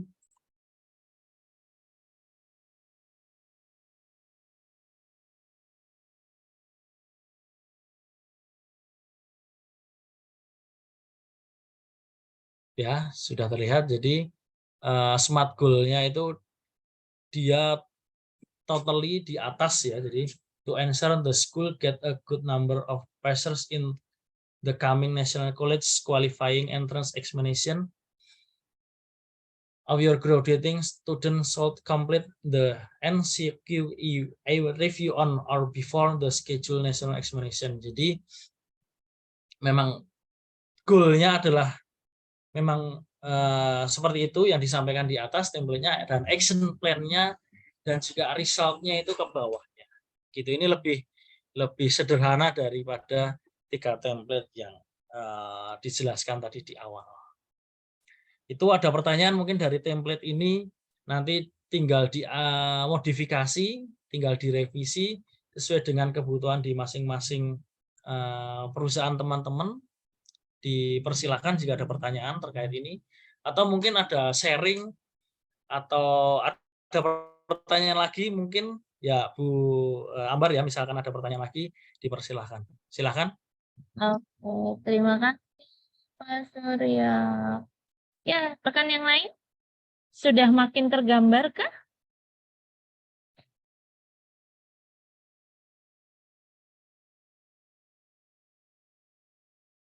Atau mungkin boleh saya nggak yang bertanya Pak Suryo?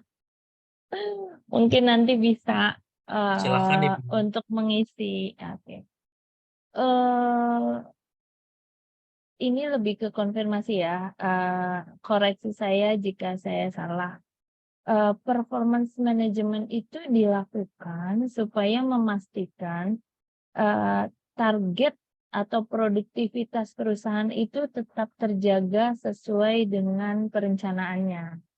Nah, sehingga kalau kita tadi bahas performance manajemennya lebih banyak kelihatannya akhirnya mengarah kepada KPI, performance individu, tapi yang tidak boleh lupa adalah bahwa si perusahaannya sendiri itu perlu juga menetapkan target ya. Atau kalau di tempat saya namanya kebijakan perusahaan ya. Jadi bagaimana atau lebih luasnya lagi visi perusahaan. Apa sih yang mau perusahaan capai dalam 5 tahun ke depan atau 3 tahun ke depan, itu lalu turun menjadi kebijakan perusahaan, lalu itu turun dan menjadi KPI departemen, lalu turun akhirnya menjadi KPI individu. Nah, rangkaian inilah yang diatur menjadi performance management sehingga semua menjadi align dan satu jalur gitu. Saya menyimaknya, jadi mungkin pertanyaan saya agak melebar, cuma artinya apakah tujuannya seperti itu? Jadi antara target perusahaan supaya tercapai produktivitas perusahaan, lalu kemudian harus dikelola itu sehingga itulah si tujuan si performance management tadi, memanage gitu. Seperti itu. Apakah betul atau seperti apa Pak Suryo?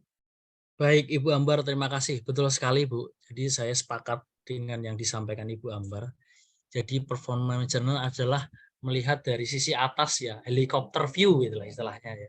Jadi melihat dari mulai hulu ke hilir gitu ya. Jadi misalkan dari target organisasi turun ke bawah menjadi kebijakan perusahaan, ke departemen, ke individu, dan semakin spesifik lagi, istilah dari performance management adalah memanage hal itu semua berjalan secara harmonis, lalu berkesinambungan, lalu berjalan efektif dan sesuai dengan target. Jadi targetnya tidak melenceng antara target individu dan target organisasi ya. Jadi sering kan misalkan kita dalam satu organisasi gitu, misalkan kita pesennya itu A gitu ya, sampai bawah itu mungkin sudah berbeda gitu. Jadi dari performance management ada mengkontrol atau memonitor atau mengevaluasi apakah tujuan dari yang paling tinggi ke paling rendah itu hulu dan hilir, kita melihatnya performance management itu dari helikopter view, jadi dari sisi atasnya. Seperti itu Ibu Ambar. Oke. Jadi sehingga semua saling terkait ya, apa yang Betul. dicapai individu, apa yang dicapai departemen, akhirnya apa yang dicapai perusahaan. Dan yang lebih Betul. menarik itu adalah di poin ketiga tadi. Percuma kita bicara kebijakan, percuma kita bicara performance management, kalau tidak ada itu tadi benefit ya, atau bahasanya Pak Suryo tadi apa? Yang bonus, terus Bonus, kompensasi seperti kemudian itu. kompensasi gitu. Jadi itu bagian yang walaupun itu nomor 3, tapi di atasnya akan menjadi sia-sia kalau si kompensasinya itu juga tidak diperhatikan ya. Tidak Percuma diperhatikan. bikin KPI kalau tidak ada kompensasi tersebut ya, bahwa itu Iya, imbal akhirnya akan baliknya hanya di apa atas sih kertas. gitu. Ya, Gitu. Imbal seperti itu baliknya ya apa sih? kalau saya. Kalau saya mengikuti tujuan ini, imbal baliknya buat saya itu apa gitu. Nggak ada motivasinya, Iya. nggak ada hal yang menarik gitu Bu ya. Jadi itu harus diperhatikan juga. Kita menyusun tujuan, istilahnya kita mengajak lari nih tim kita, tapi mengajak lari dengan tujuan yang udah sejalan ya, tapi apa imbal baliknya buat saya itu apa? Sehingga kalau hanya tujuan organisasi biar tercapai, tapi buat saya sendiri nggak ada gitu.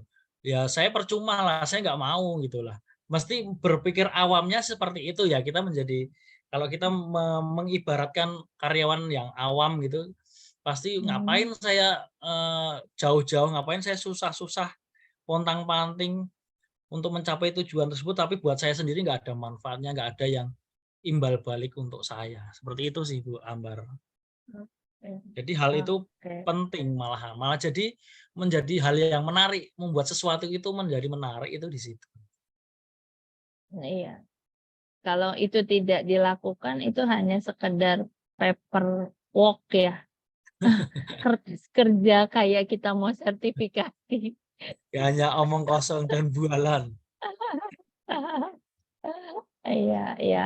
Iya sih sepanjang saya bekerja juga ada situasi di mana itu dilakukan dan tanpa kompensasi, tanpa apresiasi mungkin lebih tepatnya ya, apresiasi gitu. Kalau kompensasi kan lebih kepada upah di mana kita bekerja di situ ada transaksional kan ya kalau kompensasi. Kalau ini lebih kepada apresiasi, bahwa kita harus mencapai lebih sebenarnya apa yang ditargetkan gitu. Kayak bahasa SOP, ketika mengikuti kita standar SOP itu baru minimal standar. Harusnya kita melakukannya justru lebih yang sudah distandarkan. Begitu juga dengan ini ya, arahnya ke produktivitas kan. Akhirnya mengacu pada produktivitas perusahaan. Betul, Oke, betul. yang lain? Coba yang lain. Bu Ambar, saya Pak boleh Bambang. menyambung? Nah, Ya, boleh. saya jadi boleh. terpancing ini jadinya ini. Ya. Ya, Memang saya sengaja cuma memancing ini Pak, Saya sengaja tidak memancing bisa nih Bu Ambar. memancing. Iya, Biar aktif gitu. menjadi pemicu ini Bu Ambar ini. Nah, saya cuma menyambung aja sharing Bu Ambar barusan ya. Itu berarti mungkin istilahnya mungkin apresiasi atau mungkin semacam reward ya. Menurut pendapat Pak Adit, idealnya rewardnya dalam bentuk apa ya Pak? Katakan seorang karyawan dia telah berhasil mencapai KPI atau mencapai target itu ya. Nah itu apakah misalnya rewardnya dalam bentuk uang atau apa, atau hanya mungkin cukup piagam penghargaan tertulis di situ namanya, atau seperti apa Pak idealnya menurut Betul. Pak Adit ya? Ya, menurut pengalaman saya, nanti Bu Ambar atau Pak Miki atau Pak Bambang nanti kita bisa sharing ya. Jadi menurut saya itu uang atau dalam bentuk materi itu sebenarnya lebih efektif Pak, atau lebih ampuh hanya daripada hanya sekedar piagam atau apa ya istilahnya sertifikat penghargaan gitu tuh. Menurut saya kok itu hanya itu hanya penghargaan, hanya sertifikat itu. Tapi kalau materi itu dia pasti misalkan jika sudah memiliki keluarga, memiliki putra-putri itu tentu bermanfaat ya, lebih mengena sebenarnya. Ya, jadi walaupun semua tidak hanya materi, cuman memang itu pada kenyataannya atau pada pengalamannya, realitanya memang itu lebih ampuh Pak Bambang gitu. Jadi misalkan mencapai target itu, oh nanti bonusnya 3 kali lipat gitu, 3 kali gaji misalkan. Nah itu lebih mengena daripada hanya mendapat sertifikat, dapat penghargaan. Walaupun ya itu tadi tidak hanya materi, bisa juga promosi ya, kenaikan jabatan itu sebenarnya juga bisa karena ujung-ujungnya tentunya kan gajinya juga akan semakin tinggi dengan jabatan yang lebih tinggi tentunya. Seperti itu Pak Mbak. Kalau dari saya ya pengalaman saya, mungkin dari Bu Ambar atau Pak Miki atau Pak Bambang mungkin maunya seperti apa Pak? Kalau misalnya seperti ini gimana Pak Suryo? Katakan misalnya rewardnya itu tadi katakan dibeli semacam piagam atau apa, Terus reward materinya itu dia bukan dalam bentuk uang, tapi katakan misalnya diberangkatkan ke luar negeri seperti itu, mungkin menginap Bisa. di hotel berbintang atau berapa. Itu gimana Pak? Apa bisa ya Nah, itu seperti itu? bisa. Itu jadi istilahnya dikemas saja ya. Jadi istilahnya reward tersebut dikemas gitu. Misalkan selain penghargaan, sertifikat penghargaan dapat hadiah liburan atau dapat hadiah umroh, naik haji gitu. Itu hanya pengemasannya aja sih Pak. Tapi saya mendukung, saya sepakat dengan Pak Bambang. Jadi misalkan sertifikat dan juga apa gitu ya, misalkan ke luar negeri dan lain sebagainya itu hanya pengemasannya saja sih. Saya juga sepakat itu bisa. Nggak masalah sih Pak itu Pak. Masalahnya packingnya aja ya. Ya, packing pengemasannya aja sih. Karena Aja Bapak ya. juga harus meminta persetujuan atasan, Bapak juga harus menjelaskan ke karyawannya untuk jadi harus tepat guna gitu lah Pak. Ya.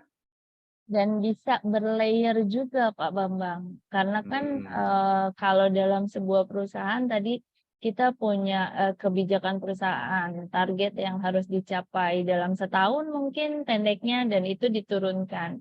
Nah, itu kan ada banyak departemen, ada banyak divisi atau departemen sehingga pencapaiannya juga KPI-nya juga kan jadi banyak kan. Satu posisi aja idealnya ada 5 sampai 7 KPI gitu kan. Ya. Dan itu dicapai untuk setahun. Dengan satu perusahaan ada berapa puluh atau berapa belas departemen. Berarti kan itu saling mengejar itu kan gitu. Nah, kalau memang kondisinya biasanya masih bertumbuh gitu kan, idealnya kan layer-layer KPI itu memang direct langsung ke bonus ya Pak. Karena kondisi idealnya kalau KPI tidak berhubungan langsung ke bonus, itu kembali lagi cuma jadi kertas kerja di atas meja saja ya. Nah, kalau untuk recognition atau penghargaan itu biasanya adalah bentuk apresiasi recognition namanya. Nah, itu bisa dilakukan pada saat yang evaluasi bertahap itu. Jadi kalau dia mencapai ini sampai di proses 6 bulan atau keberhasilan tertentu, nah itu. Jadi menambah booster ya bahasanya ya untuk mencapai target di tahunan ujung seperti itu. Nah, kalau masih perusahaannya sederhana, pernah juga saya, nah itu bisa menjadi kunci dari people development tadi yang KPI-nya A. Artinya bonusnya kalau perusahaannya tidak besar kan rentangnya kecil ya, rentangnya kecil, pengalinya tuh kecil spreadnya. Nah, daya tariknya dia akan dimasukkan ke pool talent atau yang Pak Suryo tadi bilang promosi, tapi itu tidak serta-merta kan, biasanya dia masuk dulu tuh ke talent pool itu. Bahwa orang-orang yang KPI-nya dapat performance-nya dapat A, dia akan menjadi dedicated untuk disiapkan menjadi kader promosi dan diberikan pelatihan A, B, atau C. Kalau waktu itu saya di perusahaan yang masih kecil nih, karena rentang bonusnya paling dari 1 sampai 1,5, kadang 1 sampai 1,25. Nah itu aja udah bertumpuk-tumpuk gitu. Tapi, nah kalau ini bukan sharingnya saya, tapi sharingnya orang lain. Perusahaan yang lebih stabil itu dia menentukan dulu di depan. Oke, kita tahun depan kita mau ada family day ke Hong Kong atau ke Singapura. Untuk bisa mencapai ke sana, kita harus mencapai target berapa. Jadi, ditantangnya, di challenge-nya adalah penentuan target yang jalan-jalan dulu. Akhirnya semua orang akan berkontribusi. Kalau semua divisi atau perusahaan mencapai itu, kita akan go jalan-jalan ke situ gitu, ke Singapura gitu. Seperti itu sih Pak, variasinya dari perusahaannya kecil, perusahaannya menengah, sampai perusahaannya besar. Jadi kalaupun kita mau melakukan perubahan nggak harus yang signifikan atau eksponensial ya. Jadi dari hal yang kecil tadi saja sudah bisa. Yang penting adalah orang merasa diapresiasi. Kalau teorinya siapa ya Pak Miki ya? Kadang uang atau kompensasi uang itu dia penentu jika tidak ada, dia menjadi tidak puas, tapi kalau ada belum tentu menjadi sumber kepuasan. Iya. Gitu. Jadi kita mainnya di situ gitu. Itu Pak Bambang. Oke, terima kasih sharingnya Bu Ambar. Mantap. Oke, kita sudah jam 20.52, mau 8 menit, mau closing atau ada lagi yang mau dibahas? Oh, Mbak Putri akhirnya raise hand. Mbak Putri, boleh open mic? Iya, halo. Iya, Ya. mau sedikit tanya aja sih ya, bukan tanya, sarannya sih ya. Saya ini perusahaannya masih perusahaan baru. Saya salah satu HR baru juga di perusahaan baru dan masih terbilang kecil, menengah.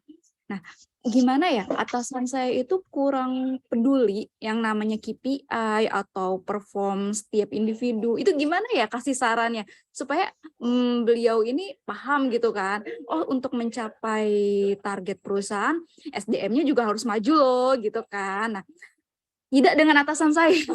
Atasan saya berpikirnya segini pun udah bagus gitu, atau yang penting semua kerja, bahkan di level misalkan di level yang sama itu nggak ada perbedaannya. Jadi orang yang kerjanya cepat atau orang yang pintar itu sama gajinya dengan orang yang kerjanya biasa-biasa aja. Saya tuh pengen ngasih tahu, cuman gimana ya bahasanya gitu ke atasan saya supaya dia tuh mengerti gitu loh, Bu. Pak. Itu sih. Baik, terima kasih Mbak Putri Ariesta ya, Mbak Putri ya. Jadi tadi bercerita case-nya adalah perusahaan baru. Kak Putri juga saat ini HR-nya juga baru ya. Jadi itu menjadi tantangan tersendiri bagi Mbak Putri di HR, Mbak. Jadi HR itu tidak mudah begitu ya, Bu Ambar ya, Pak Miki ya. Tantangannya itu banyak. Salah satunya adalah membuka mindset atasan kita, membuka mindset owner perusahaan dengan kita menerapkan sistem HR, menerapkan sistem remunerasi, sistem performance management yang baik dan terstruktur tentunya akan berimpact kepada produktivitas, berimpact kepada omset atau revenue perusahaan pun semakin baik. Tapi hal itu tidak hanya menjadi apa ya istilahnya hanya omong kosong atau hanya materi atau retorika berasal, tapi kita harus buktikan pendapat kita itu dengan cara adalah Mbak Putri ini betul mengikuti atau mengupgrade skill-nya terlebih dahulu. Jadi diri Mbak Putri itu tentunya pasti akan bisa menjawab pertanyaan-pertanyaan liar nanti terkait hal yang akan ingin disampaikan. Contohnya mau performance management gitu ya. Dengan Mbak Putri menjelaskan performance management gini loh alurnya, nanti impact-nya seperti apa bagi perusahaan, bagi karyawan. Tentunya jika ada pertanyaan-pertanyaan, masa sih seperti itu? Apa buktinya? Nah, gitu. Nah, yang pertama adalah membuka mindset-nya terlebih dahulu. Kita menjelaskan secara perlahan-lahan, kita merangkul mereka, sehingga mereka istilahnya mau dulu diajak, mau maju gitu ya, mau diajak untuk menjalankan program yang akan kita lakukan. Kalau sudah mau itu tentunya kita nanti bisa kita bisa mengedrive kita sebagai nahkodanya perusahaan kita mau dibawa kemana nih gitu. Jadi kita mempunyai satu tujuan dulu. Mereka tuh harus sepakat dulu tujuannya akan seperti ini. Targetnya adalah seperti ini, caranya adalah seperti ini. Sehingga dengan dilakukan cara seperti ini, monitoring seperti ini tentunya nanti mereka pasti akan kita nggak perlu membuktikan, nanti akan terbukti dengan dirinya sendiri. Jadi terbukti dengan hal misalkan dengan performance management monitoring yang berkala, tentunya target bisa termonitor, lalu targetnya juga bisa tercapai, performance masing-masing individu juga terlihat seperti itu. Jadi dari diri Mbak Putri sendiri adalah upgrade skill dulu, sehingga Mbak Putri mempunyai modal, mempunyai power dulu untuk mengajak mereka. Setelah itu membuka mindset-nya, mengajak bersama-sama, lalu kita berjalan bersama, kita buktikan bersama-sama mencapai tujuan yang bersama-sama. Seperti itu, Mbak Putri. Ada tambahan dari Bu Ambar atau Pak Miki? Biasanya yang saya lakukan adalah seperti itu. Jadi diri sendiri tuh yakin dulu nih yang akan kita lakukan, yang akan kita sosialisasikan tuh seperti apa gitu. Jangan sampai kita mengajak tapi kita dalam diri nggak yakin, nggak paham intinya seperti apa.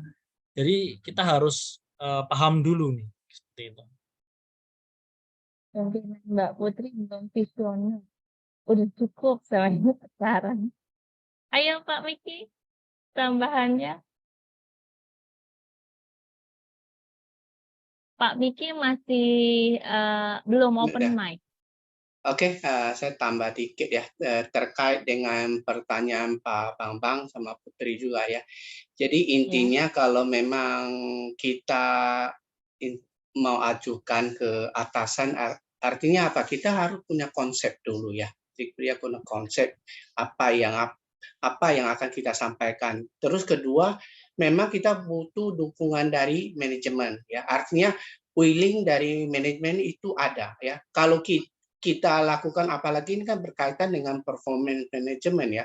Kalau nggak ada kehendak dari manajemen itu nggak bakal bisa jalan ya. Jadi artinya pertama kita harus buat konsep dulu ya, istilahnya kita mau sampaikan ini performance ini perlu untuk membedakan yang mana yang perform, mana yang kurang yang harus di develop, yang mana ya, yang mungkin nanti jadi talent pool yang kata ini ya Bu Ambar. Jadi kita harus melihat mana yang star, nah mana yang udah develop gitu ya. Terus terkait dengan pertanyaan Pak Bambang, jadi gini, kan tadi kita bicara performance management itu sebenarnya sebatas ini ya, tapi dilanjutkan dengan istilah insentif ya, atau biasanya dalam satu organisasi biasanya kita ada program ya, misalnya dengan istilah reward and connection program ya, atau biasanya reward and punishment program atau scheme biasanya. Jadi artinya di situ kita tentukan kriteria apa, katakanlah KPI pencapaian apa itu akan mendapatkan satu reward atau reconnection, atau ada misalnya dia kurang atau tidak mencapai itu kan ada punishment-nya ya. Nah, tadi kan kaitan salah satu insentif atau reward-nya itu mungkin dari segi bonus ya. Tapi belum tentu loh. Semua karyawan hanya mengharapkan ada satu reward-nya ya. Saya bisa kasih contoh misalnya dari BCA ya. BCA itu ada satu karyawan yang tadinya kerja biasa-biasa, tapi dia pernah sekali itu kerja bagus. Terus waktu ada satu acara gathering itu Pak ini ya Nim Syuriongnya ya, yang pemilik itu Salim Grupnya, dia datang cuma megang-megang pundak dia. Jadi akhirnya dia itu berprestasi sampai dia pensiun. Jadi itu satu reward yang bisa dia merasa lebih dihargai gitu. Appreciate banget dari pimpinan, padahal saya karyawan biasa katanya begitu ya. Terus kedua, jadi bisa jadi contoh ada yang ini ya, kayak dulu kita terapkan di pabrik ya, jadi kayak di site pabrik. Jadi ada yang bukan misalnya ada insentif ya, berapa sekian nominal ya, tapi mereka lebih senang misalnya pimpinannya cari satu waktu kita makan bersama. Itu satu penghargaan bagi mereka luar biasa.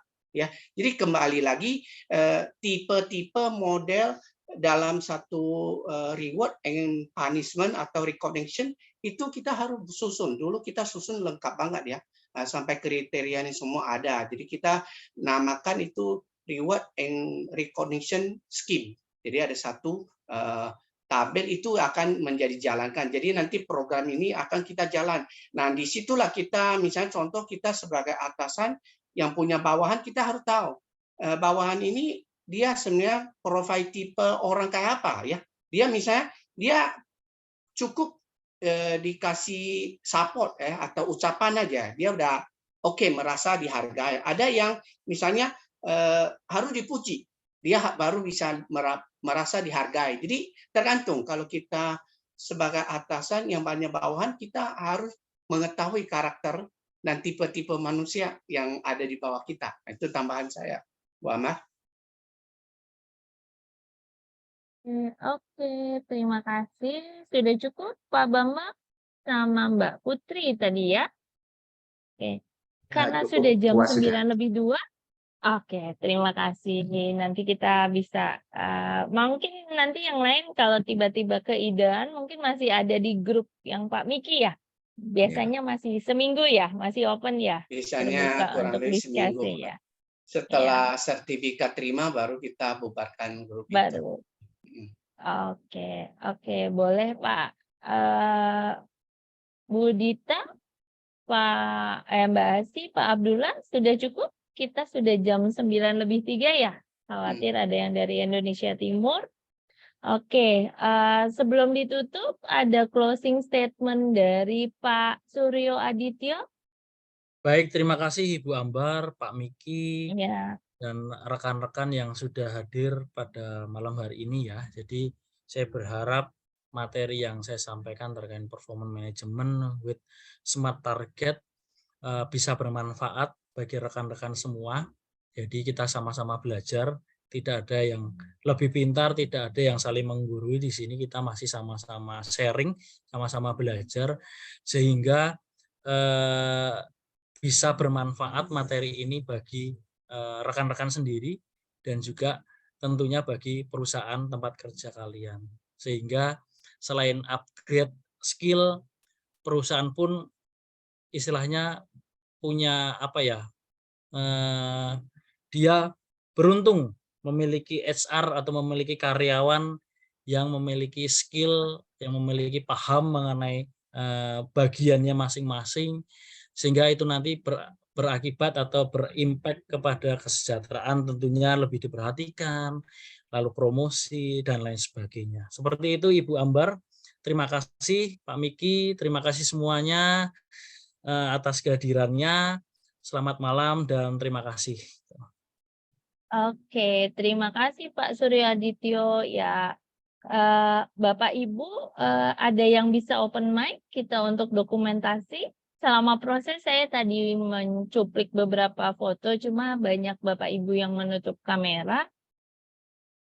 Ada yang bisa, nah selamat malam Pak Abdullah, terlihat baru. Yang lain?